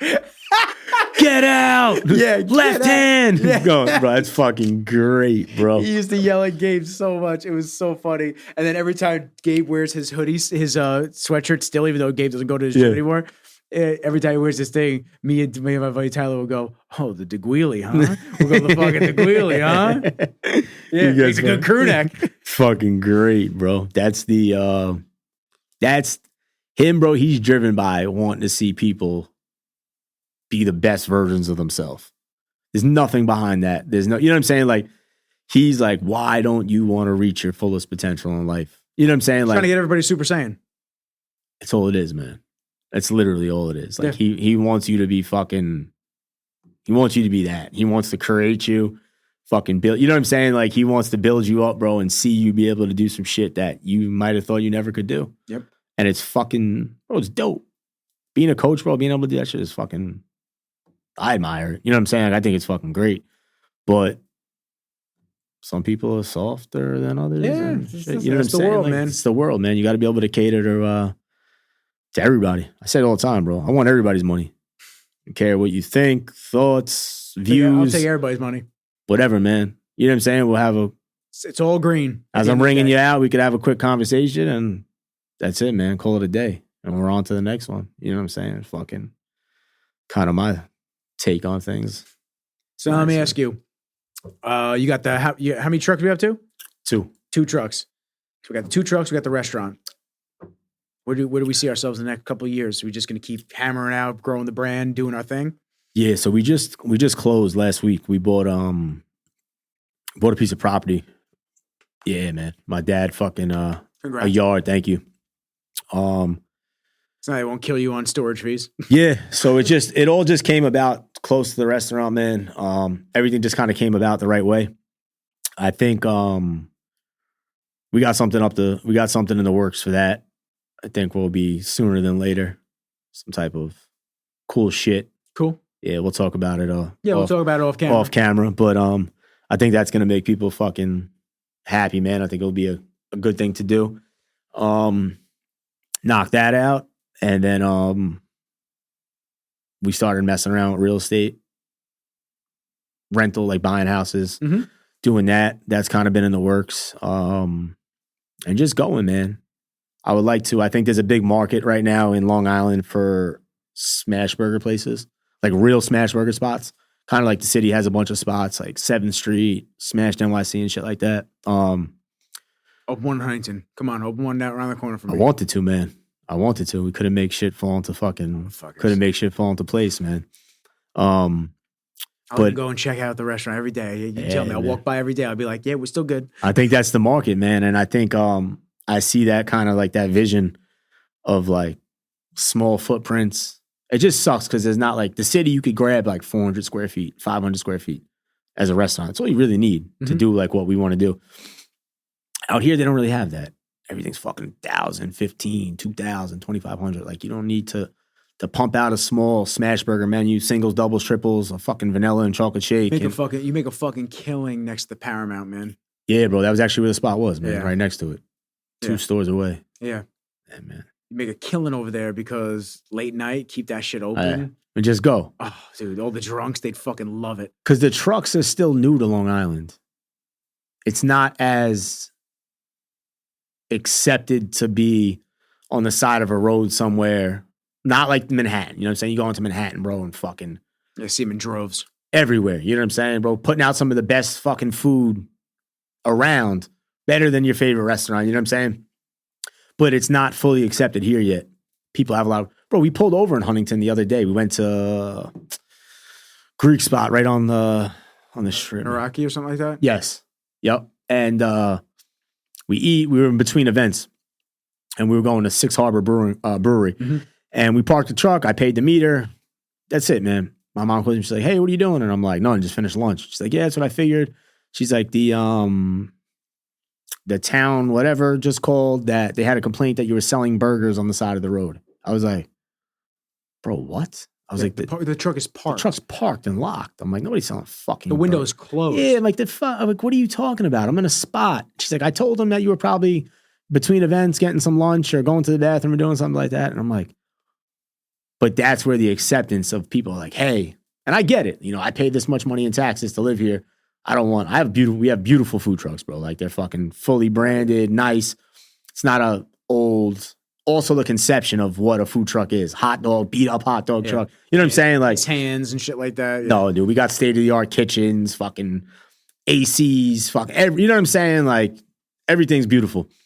So that is kind of one of those, if it would get accepted out here, man, I think there's a big market for it. I know a couple dudes that do their thing like out on the street and shit like that.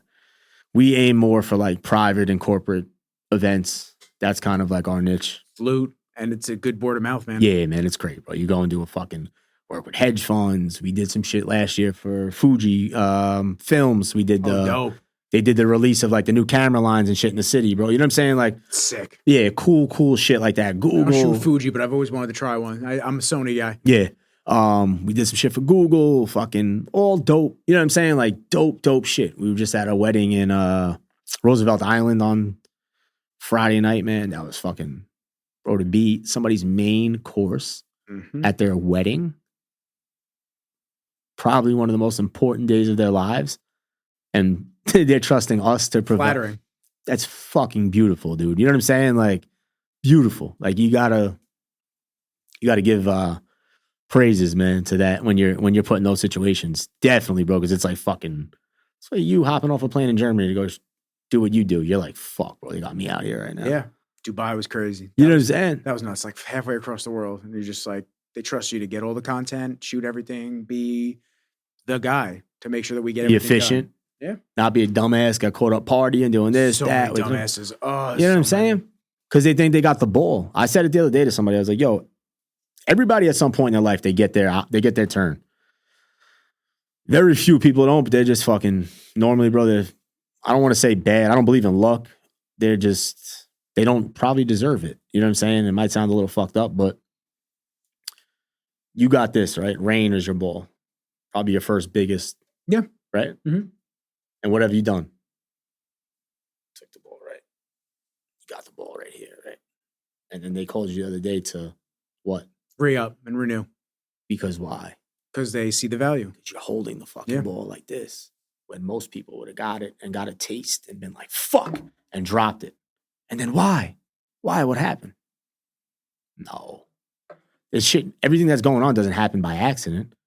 This shit is meant to be. You know what I'm saying? Like, I'm going to keep dunking that motherfucker until I can't dunk anymore. You know what I'm saying? Like, and then I'm going to pass that shit and whoever's next to me is going to start dunking it. You know what I'm saying? Like, it's the same fucking thing, bro.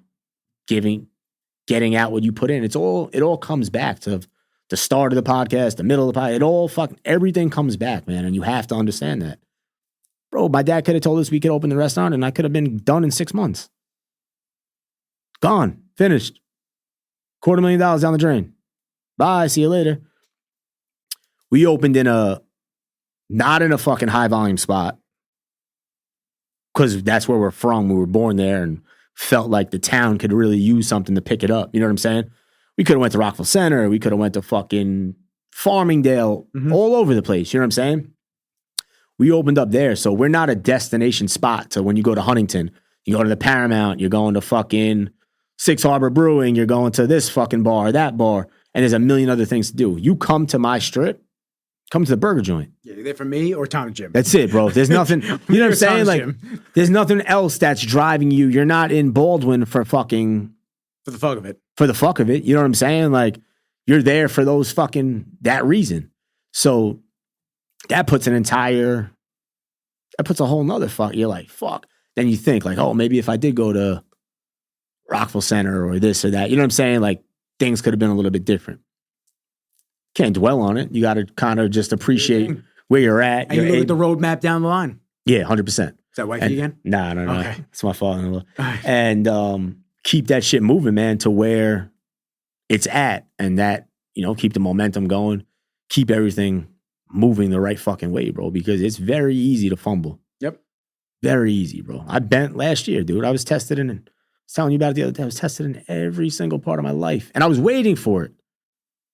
Marriage, for everybody. Business, everything. You know what I'm saying? I was always that motherfucking guy. And I bent a little bit.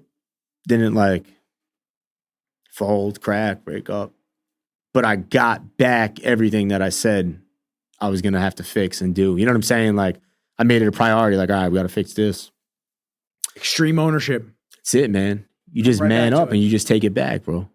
Even with marriage, bro. Marriage is a full-time fucking job. Full-time, bro. Like, if you're not willing to put in the work, partner's not willing to put in the work, it's not going to work. Nope. You know what I'm saying? Like, you have to be fucking, and to do that, bro, you got to be at peace with yourself. Your fucking mental space, everything's got to be right for you guys to make that happen. Or it's just going to be, bro, how many people did you grow up with that you see fucking divorced already? They good? You know what I'm saying? Everybody good? Yeah, everything's good. Okay, just making sure. And how many people did you see fucking divorced and this and that? Yeah. Like, Miserable. Crazy, bro. And fighting in front of the kids and just creating that toxic energy around everybody. And then your kids grow up fucked up. Yep. And now you got the Cocomelon kids that are also fucked in the head from watching all that shit. You know what I'm saying, bro? Like no interpersonal communication skills, and they fucking hate everybody because they're miserable. Come on, man. Yeah. Just give it a day. Just give it up. You know what I'm saying? Fucking do what you gotta do. You gotta split up. Figure out how to work through it. You know I'd what I'm rather be saying? miserable because the rapport is there. Come on, whether the man. rapport is good or bad. For what? To say you had a 2-parent household? Yep. You kept it together? Like, oh, okay. Not ditch it. My parents split up when I was 2. Thank fucking God. Otherwise, it would have been horrific. What the fuck? You know what I'm saying? Like, what came out of If it? I grew up with my father, it would have been over. And you were a kid. You didn't even know what was going on. Nope. Understand it now because you got to experience it yourself. Yeah. You know what I'm saying? And see why things panned out the way they panned out, bro. But, bro, that's what the fuck it is, dude. Oh, no, I was just looking. I was just looking. And, But I gotta get you wrapped because yeah, man, you're an important man. Everyone's looking for you now. Because we'll do a part 2. We this is talk, great, man. We could talk fucking forever. This is fucking great. So how can people come? Where's the restaurant located? What's the pages? I know I tagged them. I'll tag them again in the show notes. Just give the people the rundown, how they can get in touch with you if they want to do a party. Yeah, man. All private parties at NGB Truck NY. We got our number, 516-206-1660. That's the direct line to the truck. All packages, questions will be answered there. The restaurant's located in Baldwin, 930 Atlantic Avenue. No Good Burger Joint, at No Good Burger Joint NY. Come check us out, man. Check my boy out. Great people. First podcast. Love that. It's pretty cool. I didn't even know we were fucking filming. I thought we were just still shooting the shit right in the beginning, and then I realized we were fucking live. Yeah, man, it was fucking awesome. Listen, Cello, I appreciate you, dude. You're an amazing human being. Sure. Thank you for taking the time to come, shoot the shit, hang out, talk about life, your experiences, the business, and we got way more to talk about. So we'll have you back on again. Part 2, man. Part 2. But awesome. I think this is episode 54. I believe it's 54. If it's not, fuck all y'all. It don't matter anyway. Appreciate y'all fucking with us. And on that note, peace. Later, guys.